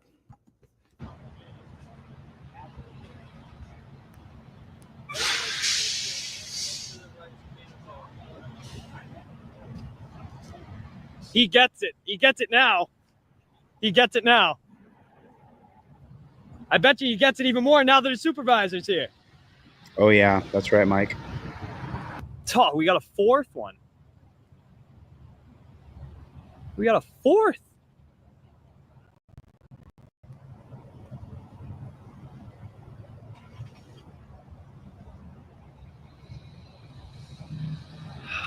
And take a look at how condescending. I just want to show you something. I caught this when I watched this before, but look, the supervisor comes over and he's a douchebag. But then watch these cops, how condescending they are. Look at that. Look at her in the back with her little look on her face like, he didn't gonna give ID. Look at that condescending parasite on society. Remember, these people have no skills. You guys know that, right? The people in this video right here, they can't do what we're doing. You guys have no idea what we're doing, but some of you do. And when you see what we've created over this past few months where I haven't been here and I've been working on stuff behind the scenes, we've created stuff that is so dope. It's so unbelievable. And so many people have helped me, and I'm grateful. Thank you guys for helping me do what we're doing right now. But look how condescending they behave, as though they're better. They're better than you are. They're better than you. It's really disgusting to see how they're.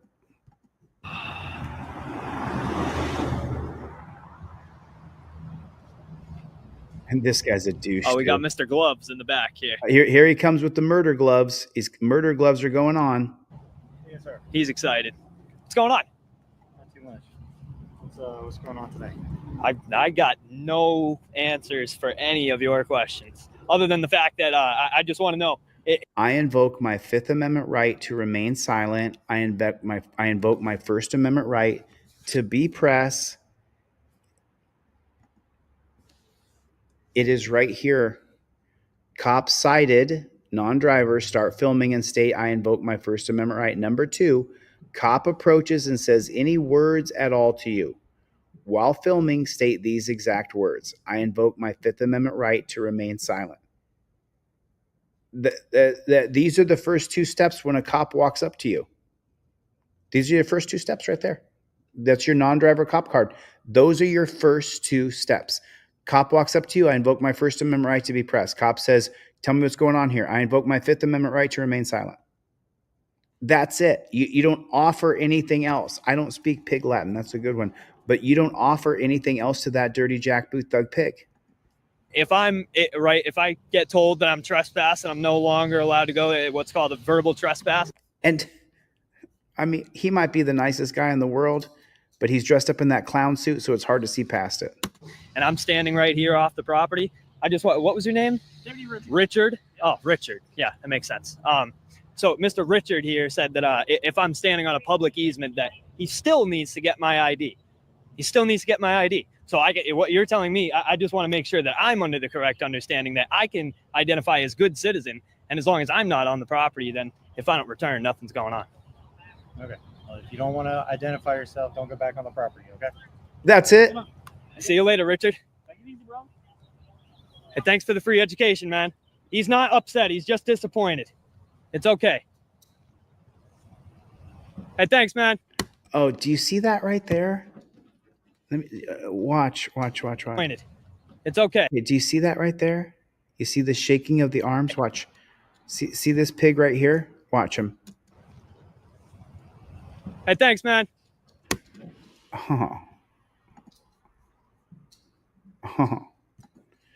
So when I was in the Clark County dungeon, there was a part of a water bottle that was missing. And this is like my third or fourth night in jail.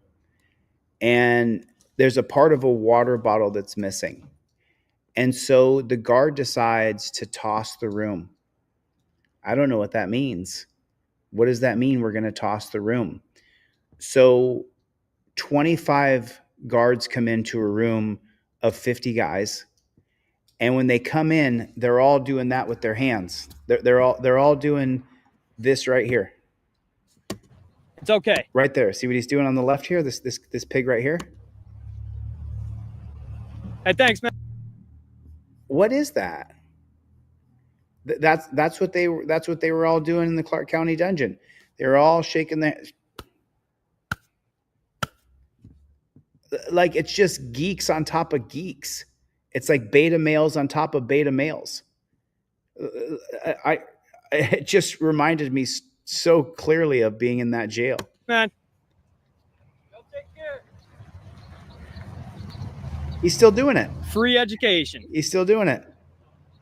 You can take your gloves off now, though, guy. No touching people today. You're all good. See, and just remember this douchebag right here. This douchebag right here.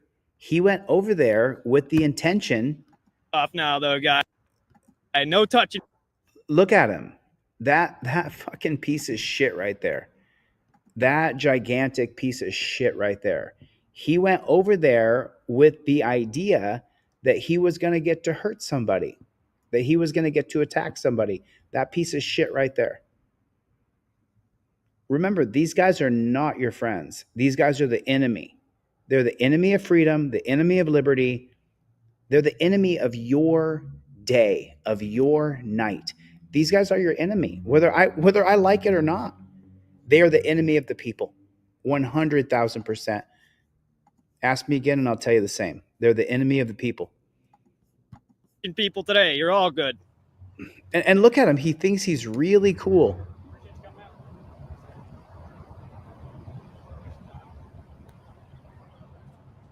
What? What? I'm so sorry.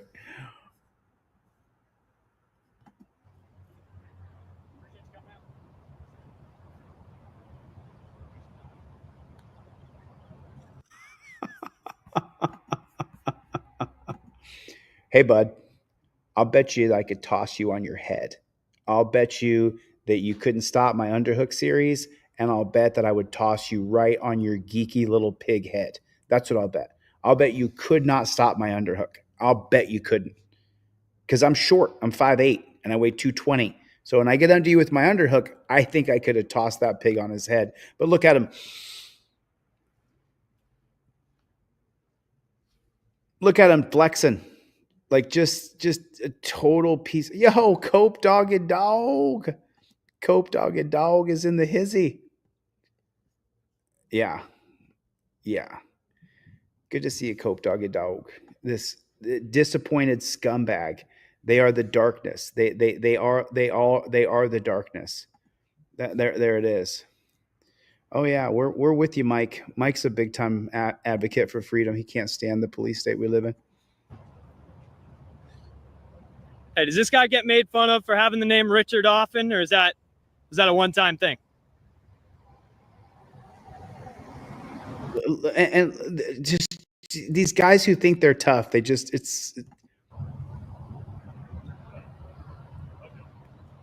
what a douche. Hey, take it easy on Richard later. Don't give him a hard time. Look at them all laughing, having a good time. They're such douchebags.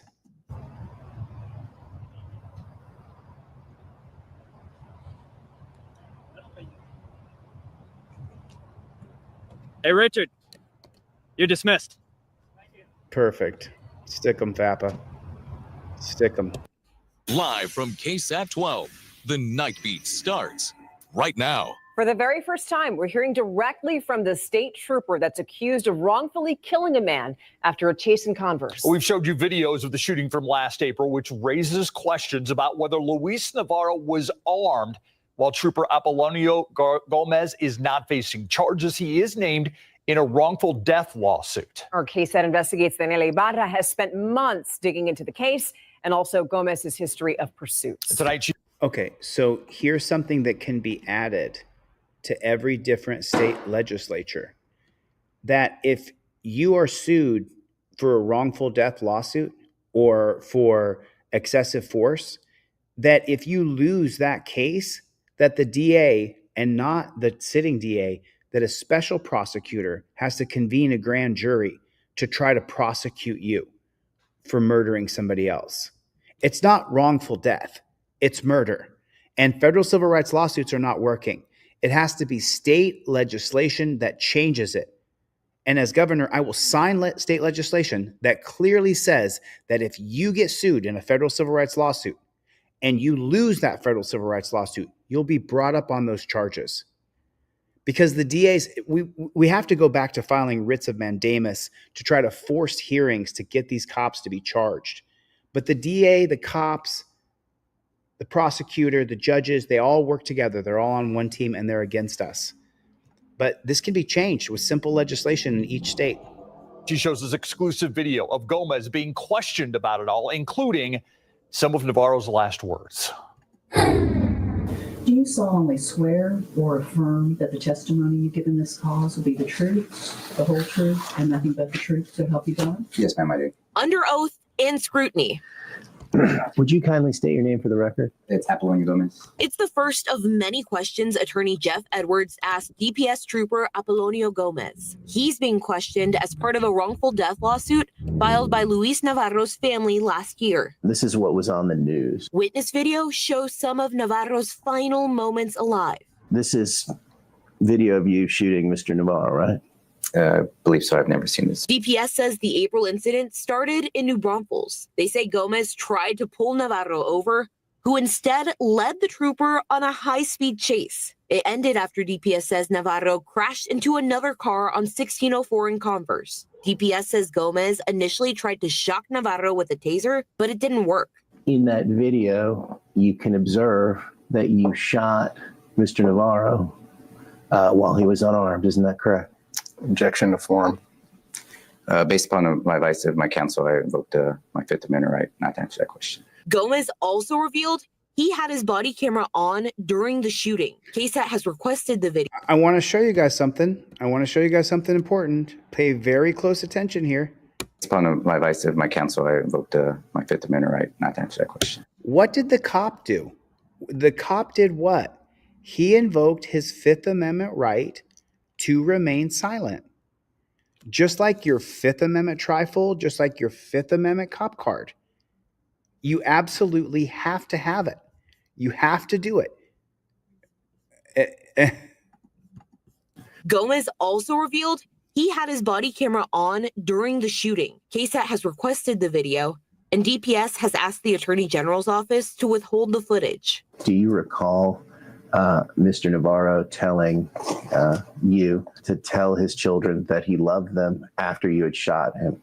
On the advice of my counsel, I invoke my Fifth Amendment right not to answer a question. If I ask you any questions about the training you received at DPS, are you going to invoke your Fifth Amendment right? Your Fifth Amendment rights? Yes, sir. Gomez exercised his right to stay silent more than 150 times. But yet, I see people who are members of Team DLZ that don't invoke their Fifth Amendment right when they get pulled over. They send me the video, and it's nothing at all like I teach at all whatsoever. And I say, do you really want me to air this? You have got to invoke your Fifth Amendment right to remain silent. Yeah, Tower Time, take the cards. I'm sending out samples of the game. If anybody wants to be a fact checker on the game, like a state may have the wrong state bird or may have the wrong state tree. I'm sending out the game cards so people can take a look at them.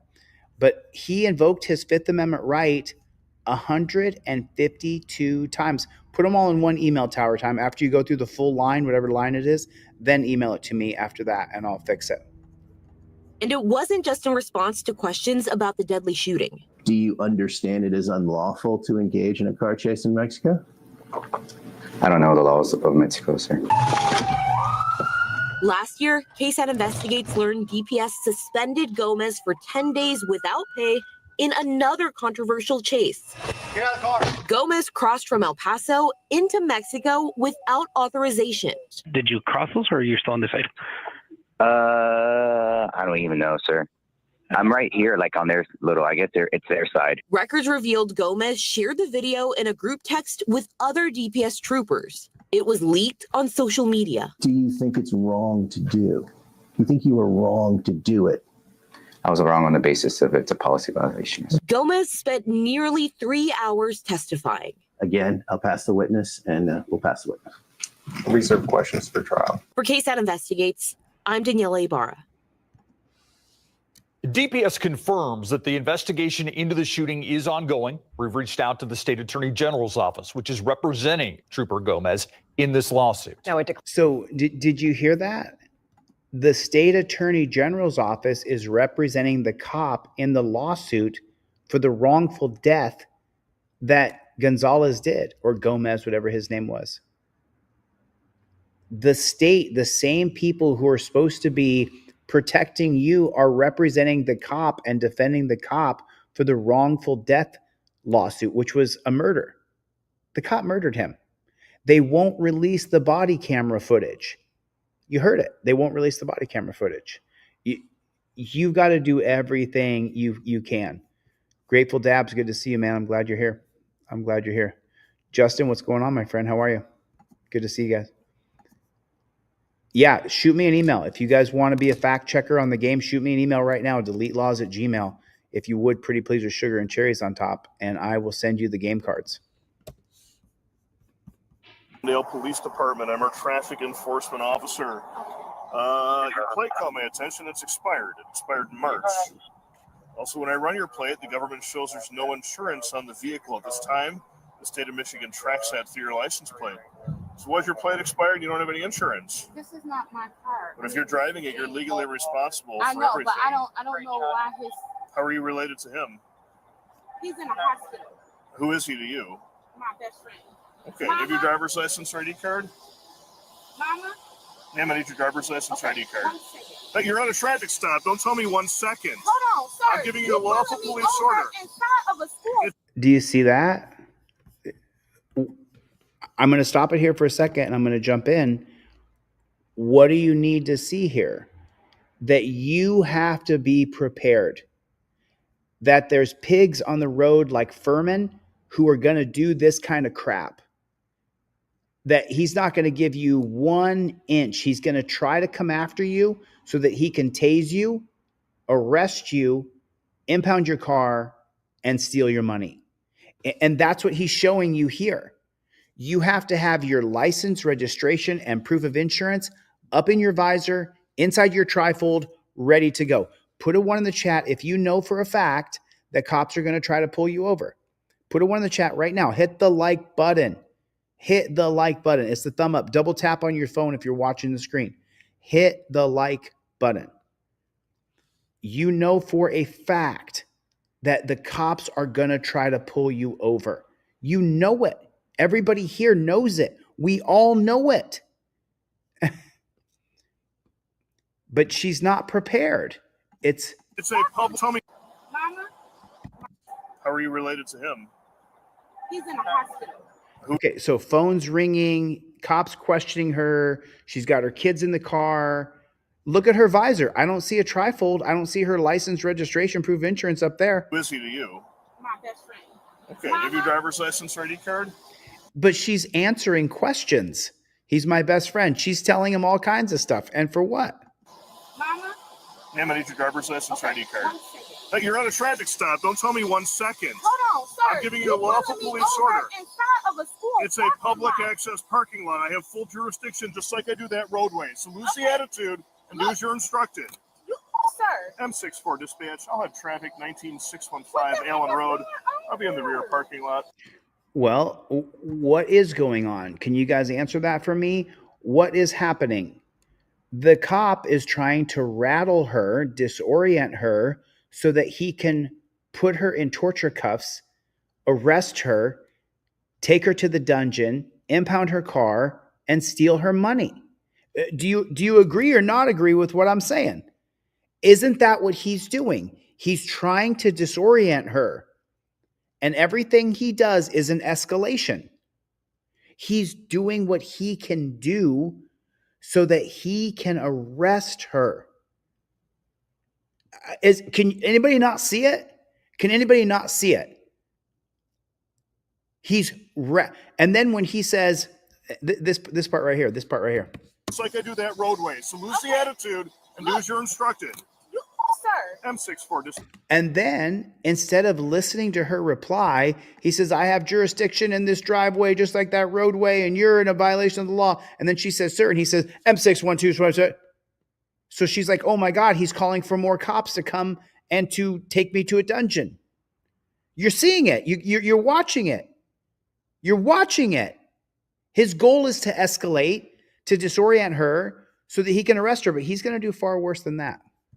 I'll have traffic 19615 Allen Road. I'll be in the rear parking lot.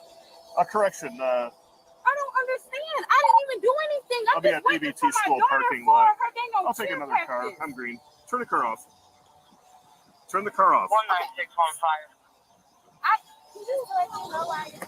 Hey, turn the vehicle off right now. Sir. You're not listening. Okay, can you stop? Okay. Can you wait a minute? Hand me the my key. children is in here. I give you a lawful order, and I'm worried about my safety because you're not doing what I told you. I want your ID and the key. Safety. You just ID right now. Mom, you just pulled me over outside of a school parking lot. Damn right I did. That's my job. Wait a minute. I don't understand. Give me your identification now and the vehicle key now. Oh my God. Okay, I got you.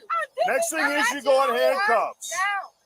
I've asked you nicely. You're escalating this for no reason. Stop yelling back at him. He is a cop. Okay. I asked for your ID. Ask your mom to come in right quick, please. Give me your ID. No, I'm not giving you Out ID. You have to wait. Out of the vehicle. Get your hands off of me. Get out. Get out. He tried to pull me Get over. out. Step back. I don't understand what's going on. I got one resisting. And he trying to make me get out the car. Stop my I asked you for the keys multiple times. Stop. My key. Get out. I don't understand. I'm confused. You're going to be tasered. Head out. Out. Out. Out. Get out. Get out. Out. Out. Down to the ground. Taser deployed. Down to the ground. Screaming at schoolgirls. who were just saying, don't scream at him, he's a cop. And then he turns around and screams at kids. Can you imagine what he does to his own wife or his own children? Hands behind your back! Hands behind your back! Step out of the vehicle! Out of the car now! Out of the car! Out of the car! Up there, out of the way! I told you numerous times, give me the key and your ID! Parking lot of ABT school.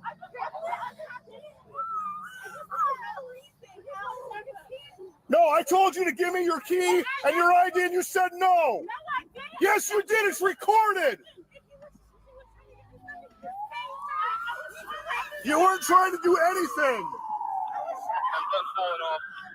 You were not trying to do anything.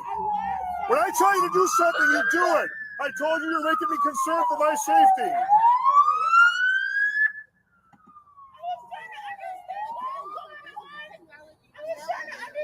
I told you I'm concerned for my safety. I told you to get out. I told you to hand me the key. I told you to give her ID. You refused everything. You refused everything. You want to play games? Now we play games. I mean, look at this. There's just no reason to put her in torture cuffs. There's no reason to treat people the way that this government has determined that we should be treated. It takes one governor in one state to change everything, where we get rid of the incarceration system. We get rid of these jails and prisons. Jails and prisons are for the 5% of people incarcerated who are criminally insane. And we know who those people are: the people who touch children, the people who grape women, people like that who can't stop themselves because it's a compulsion. They have to do it. They have to do it. They have a criminal mind. They will hurt your children. They will hurt other people. They will hurt you if they can. There are people who have to live in a box. I agree with that. I know that's a fact. I know I met some of them when I was in the dungeon that could not function in society. But 95% of people who are incarcerated are not criminally insane. They're not. And we don't need, and putting them in a box makes them worse and makes them worse for society.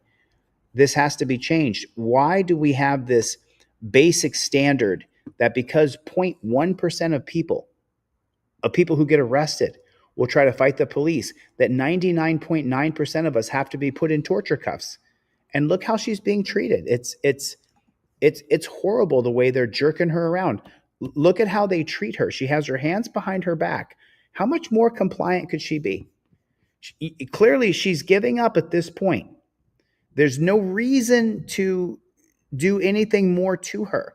She is a whipped puppy at this point. My safety. I told you to get out. I told you to. And now look at how harsh this is on her shoulders. Hand me the key. I told you. Look at that. Give her ID. You refused everything. You refused everything. You want to play games? Now we play games. Why does she have to be chained up? Yes, you did. All right, let's sit her up. Look, I was trying to understand what was going on. Stop rescue. Dispatch. Just about to. Dispatch, I'll take rescue.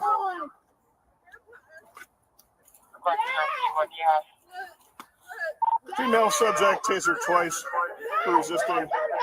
He tasered a mother with her children in a school parking lot.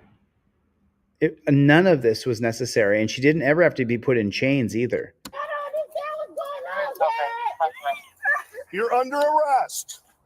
I don't understand what's All right, I'm gonna have you step up. That's not how that works. Oh my God. I didn't do anything. Yes. I parked in a parking lot. I told you to get out of the car multiple times. So right now, rest in peace. Make sure you're okay, all right? Just breathe right now, all right? Sit up and breathe. Oh my God. And notice what else they're doing? Look what they're doing. You see the pixelation there? Do you see the pixelation? So many of us are so sick and tired of these dirty jackboot thug pigs that they're blurring the faces of the cops in most states now because the cops are afraid, because we're seeing the brutality, the inhumanity. We're seeing the barbaricness of throwing people on the ground and putting them in chains. And so the cops have this fear for their lives that someone's going to recognize them. So they get to be these Nazi brown shirt pigs, and we don't get to know who they are. You guys remember the movie Inglourious Basterds? You remember what Brad Pitt did in that movie? He played the sergeant or lieutenant who was leading the raid on the Nazis. He used to put a swastika right on their head. He'd stick the knife and put it right in from that movie Inglourious Basterds. And he did that because he wanted to be able to recognize a Nazi if he took off that uniform. Look what they're doing. They're hiding the Nazis. That's what they're doing. These are the worst of society. And people say, oh, but I'm a veteran. I don't give a shit. Veterans should not be cops. We should not have any ex-war military veterans in our peace officers corps. Does that make sense? It doesn't make sense that we ever did. But they'll follow orders and hurt people, and that's what the government wants. All right, just breathe right now, all right? Oh, just breathe now, all right? Like you would do the same thing to her, you dirty pig. Like you wouldn't be a part of it yourself. Oh my God. Just breathe right now, okay? You were told to get out. You were told to give me the key. You were told me to give you your ID, and you said no and refused. No, I gave you directions. Over in the parking lot. And I told you it's a public access parking lot. Your plate's expired. You got no insurance. Don't make a difference. There it is. I'd like to read that, Joe Bravo. Email that over to me, deletelawz@gmail. Email that over to me. I'd like to read it. I'm just going to put a capper on this before we go to the next video. G.I. Joe loses. Yeah, so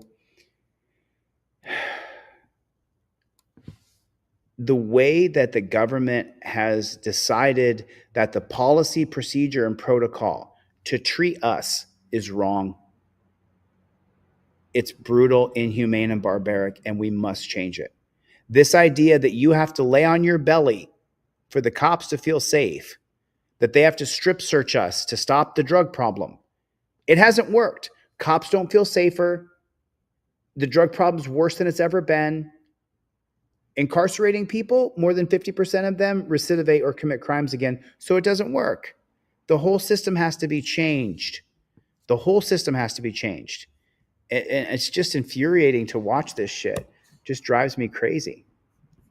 Just drives me. Officer, he didn't consent to his car being searched, and he was immediately arrested. Excuse me, officer. I didn't consent to the search. And told an officer he didn't consent to his car being searched, and he was immediately arrested. Excuse me, officer. I didn't consent to the search of my vehicle. Oh, really? Turn around, put your hands behind your back. I don't need your consent. May I ask why? Because I have probable cause. Probable cause of? Being in your car. What was the original cause for the stop, officer? If any should be found in the car. Dude, shut your mouth. 4406 County, show them out the tank. It'd be fruit of the poisonous tree, officer. Dude, you are fucking stupid, dude. Get in the car, dude. Get in the car. Can you please put my No, get in the car. All right, you'll be hearing from my lawyer about constitutional rights violations. That sounds good, buddy. You'll be going to jail tonight. You want to play it that way? I don't even know what I'm being arrested for. You're not under arrest. You're being detained. You just said. See, we have given these dirty pigs. The Supreme Court did it. So that's the 2009 case of Arizona versus Gantt. If you get pulled over and you have oregano in your dashboard, and you know that you have oregano in your glove box, but you've locked your glove box, the 1977 case of Chadwick, you're allowed to have a locked glove box if there's no probable cause to go into your glove box. So if you get pulled over and you're driving on a suspended license, the 1977 case of Chadwick will say to you that you have a right to have that locked container. Now, the 1991 case of Acevedo versus California says that if the cops have probable cause to believe, they can break into your locked glove box. And this is an extension of the warrantless automobile searches from the 1925 case of Carroll versus United States. Carroll versus United States creates the automobile exclusionary rule where they don't need a warrant to search your car if the cops on the scene determine that there's probable cause to believe. That comes from the 1968 case of Terry versus Ohio. The 1968 case of Terry allows the cops to detain you, because you're driving on a suspended license, say, for example. If you're driving on a suspended license and the car is in your name and the license plate is in your name, the 2020 case of Kansas versus Glover says that they can run your license plate and they can say that they have probable cause to believe that you are the driver of the car, even if you're driving your brother's car and you're driving on a suspended license. So they pull you over and you have a suspended license and you've locked your oregano in your glove box, but the only crime is that you're driving on a suspended license. They cannot break into your glove box because there's no probable cause to believe that this was a chemical stop. The 2009 case of Arizona versus Gant would make that fruit of the poisonous tree. And the reason it would, like you heard the guy say, what was the original reason for the stop? He said, because I'm going to find drugs in your car. Well, if the original reason for the stop was for a blinker or speeding, you can't say that I pulled you over for drugs. That would be a Wren stop. That would be the 1996 case of WHREN, Wren versus United States, meaning they can pull you over for not using a blinker or your brake lights being out, which they could make up that you didn't have either one of those. And then they can say that this was a pretextual stop because they had probable cause to believe that you had drugs in your car. But the 2009 case of Arizona versus Gant, especially if any of this is recorded or you have a dash cam, they cannot search your car or break your glove box without probable cause. So if you're driving on a suspended license, it behooves you to invoke your Fifth Amendment right to remain silent, even if you have something illegal in your glove box like a squirt gun or oregano. You see? So this is just a tiny little microcosm of what I'm going to teach you on Constitution headquarters, because I have been, if you guys cannot, okay. So then here's the thing. That's what the pigs did to me constantly. Atwater versus City of Lago Vista, they'll just arrest you and they don't need your consent.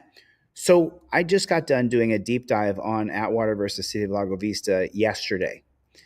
Atwater versus City of Lago Vista says that any offense committed in front of a peace officer, any probable cause to arrest you, is an arrestable offense. But get this, and this is something I just learned yesterday, that Atwater versus City of Lago Vista centered heavily on officer discretion. In 2001, in the United States of America, whether or not you would be arrested for going through a red light, walking across the street where there wasn't a crosswalk, it was an officer discretion case. The 2001 Supreme Court justices, they gave the cops the right to have the discretion to arrest you for any infraction of the law in the 2001 case of Atwater versus City of Lago Vista. These cases that I've listed here can all be overturned on a state-by-state basis. And when you get enough states that overturn them, like Pennsylvania versus Mims, you have to get out of the car in the name of officer safety. The officer has to believe that you're armed and presently dangerous. I believe that's 1977, the 1977 case of Pennsylvania versus Mims. In the state of Pennsylvania, Pennsylvania versus Mims has been legislated away.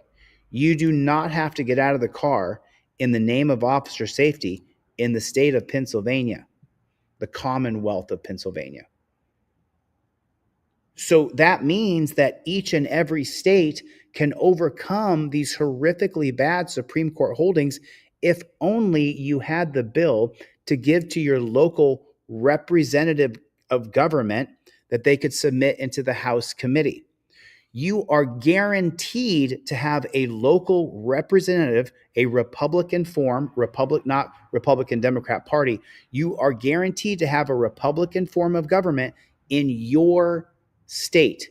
And that's going to be Article 4, Section 4 of the U.S. Constitution that says you are guaranteed to have a Republican sense of government. So, Yep.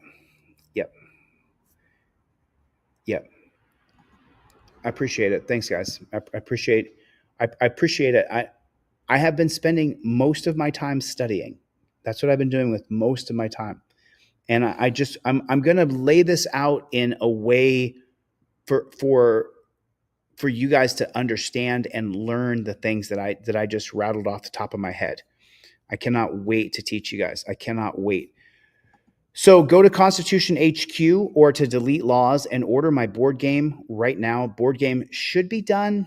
I'm not going to give a date. It'll be done before the end of this month, and it's only the 4th. So it'll be done by the end of the month. I guarantee you that.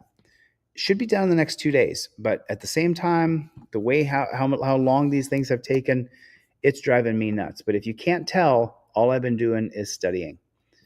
That's all I've been doing is just studying. So we're at 2 hours and 39 minutes. All right, we can do a couple more. Sorry about that. I can't have any sound on this because the music playing. But this is probably one of my favorite videos I've seen this week.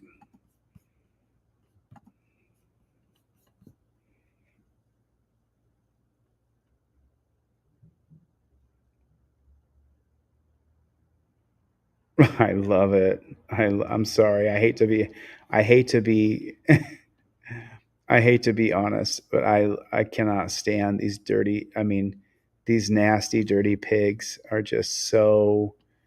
And look at that. Look how quickly this cop lost control of the car because he went flying in here to cut the guy off to be a big superhero. See, this guy's jumping the exit as it is, and this cop tries to jump the exit even further, and then he completely and utterly wipes out. And then this guy, he puts his hazard lights on and drives around that dirty JBTP. I mean, put a 1 in the chat if it doesn't hurt your feelings at all. I cannot stand them. I cannot. Chad Senior, good to see you, man. I cannot stand them. I cannot stand them. Hey, listen, Canned Meat, you're new around here, bro. Takes a minute for me to talk to you. Takes a second. Sorry. Takes a minute. My webmaster is setting up a thing on my website for appointments and stuff like that, but it takes me a second before I jump on the phone with you. A couple people got to go through you. It's just easier for me, bro. You know what I mean? It's just easier for me. And yeah. So it doesn't happen fast though, Canned Meat. I just met you, dude. I don't know you. I don't know who you are yet. The highway patrol trooper's arrest, charged today with raping a woman following a traffic stop. And this case dates all the way back to January. News 4 Spencer. Wait a minute. Hold on a second. Did this newscaster? Hold on a second. The highway patrol trooper's arrest, charged today with raping a woman. What? YouTube, China, United States government. This newscaster said the word raped. That this cop right here is charged with raping a woman. I thought that that's what sexual assault was called when you raped another person. Why can't I say those words? Why am I being forced to say he SA'd her? Why can't I say that this cop is charged with sexually assaulting and raping a person? Why can't I say that? Why can't I say it? How come I can't say it? Why can't I say the words that are what the words are? You freaking nutballs were so hell-bent on saying he, him, she, her for people who were not she, him, for people who were not he, her. They didn't fit that description. And I have some of those folks in my own family, so I have nothing against them. But you were hell-bent on saying you have to call him, he. You have to call her, she, her. But yet, when someone rapes somebody else, I can't say that someone raped someone else. It's a total dystopian state. It's idiocracy. It's ridiculously stupid. Let me just say it. This cop is charged with sexually assaulting and raping somebody in Oklahoma. Why can't I say that? The newscaster can say it, YouTube, China, United States government. Why can't I say it? How come I can't say it? Does it make it worse if I say it? Following a traffic stop. And this case dates all the way back to January. Following a traffic stop, he raped her. News 4 Spencer Humphrey is looking over the new court documents, and we should warn you, some details are graphic. An Oklahoma state trooper allegedly giving a woman an ultimatum when he pulled her over here in South Oklahoma City back in January. She could either go to jail or have sex with him. The details in the arrest affidavit for Oklahoma Highway Patrol Trooper Jarquez Evans are disturbing. Investigators say it all started when Evans pulled over a woman for an expired tag near Southeast 29th and High Avenue just before 10 p.m. on January 26th. The affidavit says Evans' body cam and patrol car dash cam were rolling as he walked up to the woman's car, the woman allegedly telling Evans she had an illegal drug pipe inside. Evans ordered her to get out and searched her pockets before then searching inside her car, where he found a sex toy in her purse. Investigators say he brought it up to the woman, saying, "Mine is bigger," then telling her he wouldn't take her to jail for having the pipe if she would just have sex with him. The woman later told investigators with the Oklahoma City Police Department that she agreed, and the two drove to a nearby parking lot where Evans got in her passenger seat and had sex with her. The affidavit says she even asked Evans if she would be charged with prostitution for having sex with him, to which he said no, and that he'd taken off his body camera and microphone. Investigators say Evans later bragged to a friend about what happened, but told them the woman is who proposed having sex. OKCPD investigators sent Evans' uniform pants to OSBI's crime lab, where tests on them found a fluid stain matching Evans' DNA profile and another likely matching the woman's profile. Evans was booked into the Oklahoma County Jail Friday on charges of rape and forcible sodomy. In Oklahoma City, Spencer Humphrey, Oklahoma's News 4. We reached out to the Oklahoma Highway Patrol hoping to ask them some questions about this. A spokesperson would only confirm Evans had been arrested and is currently on administrative leave. They did not tell us how long he's been on leave and if it is paid or unpaid. We'll keep asking. Oh, it's going to be paid. With prostitution for having sex with him, to which he said no, and that he'd taken off his body camera and microphone. Investigators say Evans later bragged to a friend about what happened, but told them the woman is who proposed having sex. OKCPD investigators sent Evans' uniform pants to OSBI's crime lab, where tests on them found a fluid stain matching Evans' DNA profile and another likely matching the woman's profile. Evans was booked into the Oklahoma County Jail Friday on charges of rape and forcible sodomy. So not only, YouTube, China, United States government, not only did he rape her, he sodomized her. He went in the back door. He backdoor Bambied her, is what he did. Like, I'm not sure if you get pulled over and you think to yourself, I'm going to take a banana in the tailpipe. I don't know when that became like a thing. Like, you get pulled over and now I get a banana in the tailpipe so that I don't get a ticket and you don't arrest me. The really scary part about this is that she agreed to it. It says it. She says she agreed to do it.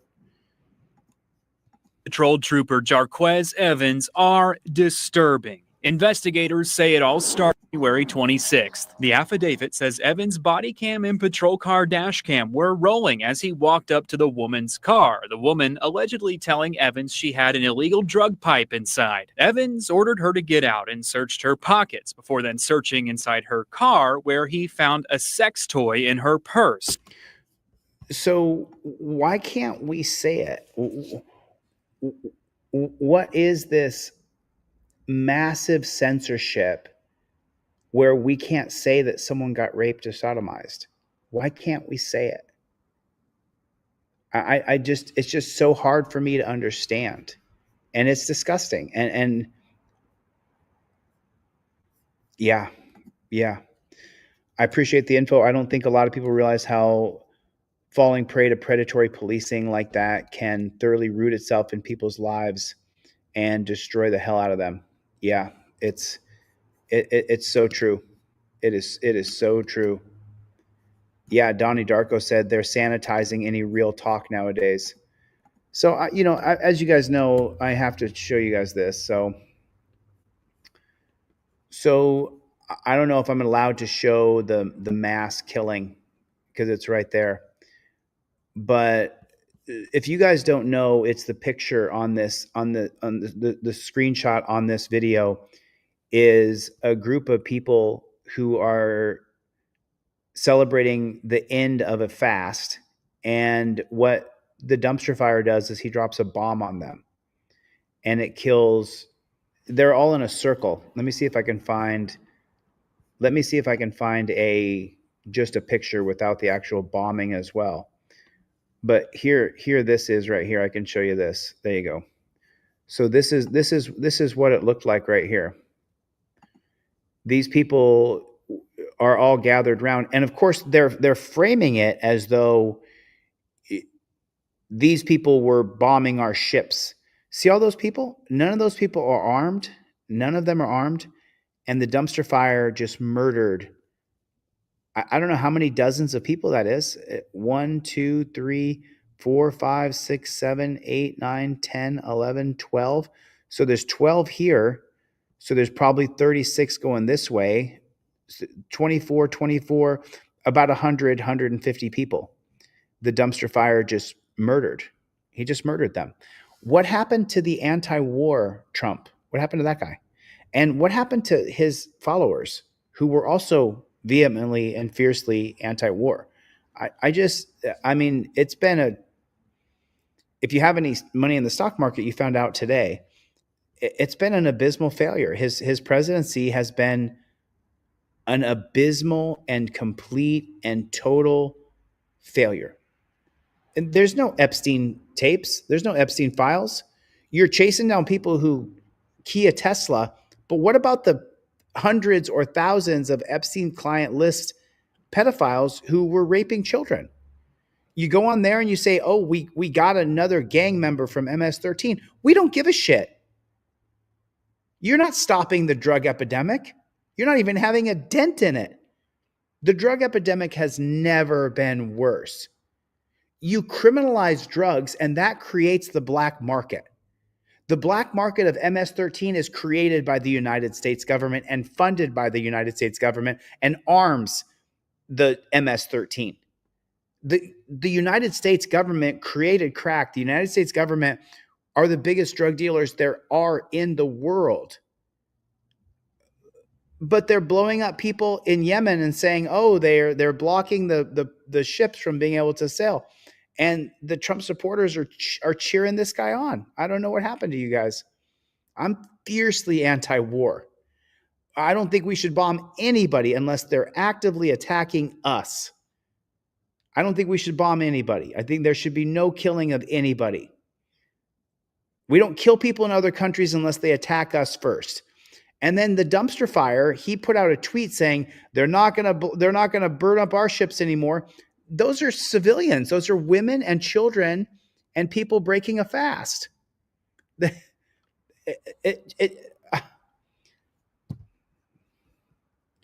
Where are the Trump supporters who were like, hey, we want a strong economy. We want no war. We want you to lower the price of gas, lower the price of food. Want you to make America healthy again, get rid of yellow dye number 5, red dye number 5, get rid of glyphosate, get rid of high fructose corn syrup, stop trying to subsidize health with an Ozempic shot. What happened to that? What happened to that? It's just so unbelievable to me how the Trump supporters, and the worst part about it is I keep on hearing like, Trump is playing 5D chess. As we're in concentration camps, he arrested Mohammed Khalil, who never did anything wrong. I'll show you another video. I'll show you a video that I didn't want to show from the nutballs at MSNBC, but they are 100% correct in this particular video. It's just so amazing to me that dumpster fire killed all these people. Like, look, this is mostly women. Take a look yourself. Look at that. It's mostly women. It's just so unbelievable.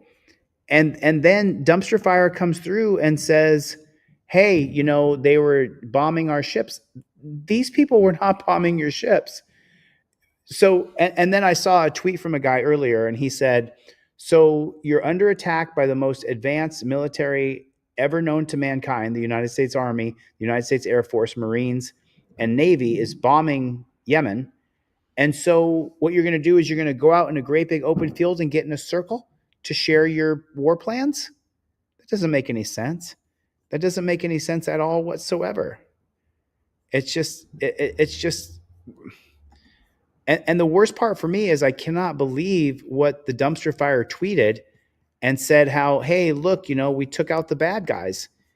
These don't look like the bad guys to me. These don't look like the bad guys at all whatsoever. I mean, I just can't believe it. So you see a group of people out in a big open field like that, and your first thought is, I think I'm going to blow them all away. It's just incredible. It's just incredible. That's cool, bro. But you can come back tomorrow or not at all. I don't really care. It's not, right. Oh, so if you guys don't know, there's some things going on here in Hollywood, California that I have to be so careful what I say out loud. I have to be careful of what I say, because if this thing in Hollywood goes, I can't say anything. I'm literally muffled in some regards as to what I can and can't say. And I just find it to be just so atrocious that we have allowed this. And then so as the stock market is tumbling to the ground and everybody's losing everything they've ever earned, Trump dumpster fire is showing the $5 million gold card that you can buy to become a resident or a legal alien of the United States. That is just incredible to me. That is just incredible to me. It's just, I mean, okay. All right, I'll get off the dumpster fire because a lot of the supporters that support me are Trump supporters, and I hope that you guys start to check this guy. I hope you guys start to check this guy. I really do. Now I'm going to show you a video from the scrambled brains at MSNBC, but in this particular case. If I told you that masked secret police were caught on camera kidnapping a college student for her political views, you'd probably think that it was happening in some foreign country run by a dictator. But this was the scene on Tuesday night, not in a foreign country, right here in America. In fact, in Massachusetts, the birthplace of the American Revolution. That is where a Tufts University PhD student and a Fulbright scholar was abducted. Ramaisa Ozturk had just left her apartment to attend a dinner, breaking her Ramadan fast. I don't know who timed you out, Mike. You didn't get timed out on this channel. When all of a sudden she was approached by a guy in a dark hoodie and a hat, who then grabs her hands, and you can see and hear how upset and scared she was, as an officer finally pulls out a badge and appears to identify himself as law enforcement.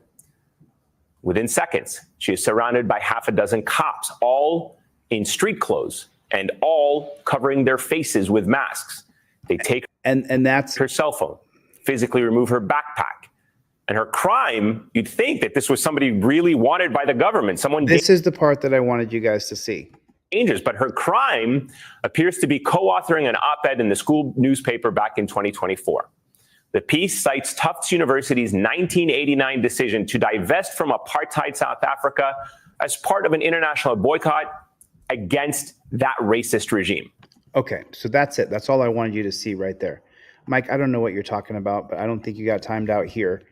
And you guys don't time anybody out unless they're assholes. All right, let them be a total asshole before they get timed out.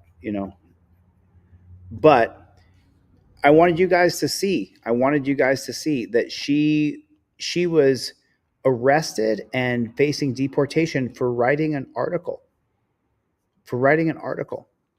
That's what she was arrested and deported for writing an article that was critical of the regime in South Africa. I mean, I don't think so, Mike. I don't think so. Did you have a different username or something? Yeah, I haven't either. I mean, Mike, we got a pretty tight group of people here, dude. I mean, there's only 150 people here. Yeah, across all 3 channels, there's only 150 people. So it's not like there's thousands of people in here. And most of the people here with me at 3:00 in the morning on the East Coast, midnight here on the West Coast, these are pretty much diehard people who recognize one another. I'm with you, Doc. Thanks. I appreciate it. I'm with you. Anyway, so I just wanted you guys to see that this is what's happening, that Trump is shitting on our First Amendment. Mohammed Khalil, I'm of Jewish descent.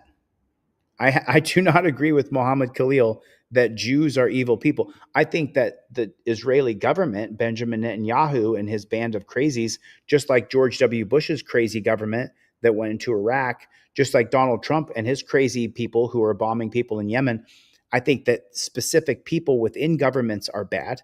I don't agree with Benjamin Netanyahu. I worked out with a Jewish kid yesterday at my gym, and he lives here in LA, and he said he doesn't agree at all with what Benjamin Netanyahu is doing in the Middle East.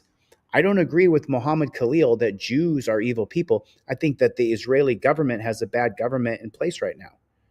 I don't hate my own bloodline. I am Jewish. I'm Colombian Jew. Whether I like it or not, I can't take that away. My last name, De Castro, is a Jewish Sephardic surname. So I can't change that. Can't be like, oh, I don't want to be Colombian Jew anymore. Nope. I didn't get a choice. My last name, De Castro, literally is a Jewish surname. So I have nothing against Jewish people. The kid I worked out with yesterday at the gym, totally awesome guy. Totally disagrees with what Netanyahu is doing. Mohammed Khalil, who has made statements about Jewish people in general, I don't agree with him at all, considering that I come from Jewish heritage. But I would die for his right to be able to say it. Mohammed Khalil has every right to say what he's saying. He didn't incite any riots. He didn't, and I'm not Jewish. I'm not of Jewish religion. My family converted to Catholicism 4 generations ago, 7 generations ago. My great grandfather jumped in the bottom of a boat in Portugal, took that boat from Portugal, got off the shores in Cartagena, Colombia, where he got married. And for 4 generations, we were Jewish. And 3 generations ago, my family converted to Catholicism. So I'm not Jewish. I'm just telling you, just telling you what I know. So, it's Complying Borg is here. What's going on? Listen, I've been on for 3 hours. I didn't plan on doing 3 hours. I planned on, oh, I know it. Is that right, Mr. Bones? You don't have to get off the dumpster fire because Australia has the same sort of thing. It's $3 million to be a citizen. I don't know, brother. If you can let it go, I can let it go. Everybody, welcome Mike to the chat. Welcome Mike, everybody. Everybody say welcome Mike. Glad you're here, buddy. Glad you're here. Donnie Darko, Mingo Wingo, a.k.a. Ski Chevy. I saw Chevy and Cope Doggy Dog. I didn't see Chuck, but I know what he's doing. Jeff Millman, what's going on, my friend? Doc Savage, Roger Bond, Danelle Brown, as usual. My pleasure, my friend. Mr. Bones, Mikey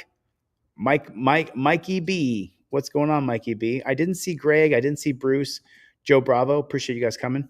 Listen, if you guys don't understand what I'm about to start teaching, you guys got a tiny little sample of how much I'm going to rattle. You're going to learn so much this next month. You're going to learn so much history. I'm going to teach you guys so much stuff you have no idea. You're really going to feel like you have a grip on the government, like you understand how it's working, which is my whole goal. I got to get the flock out of here. Thanks for coming to my TED Talk. I'll see you guys in the next one. Later, Gators.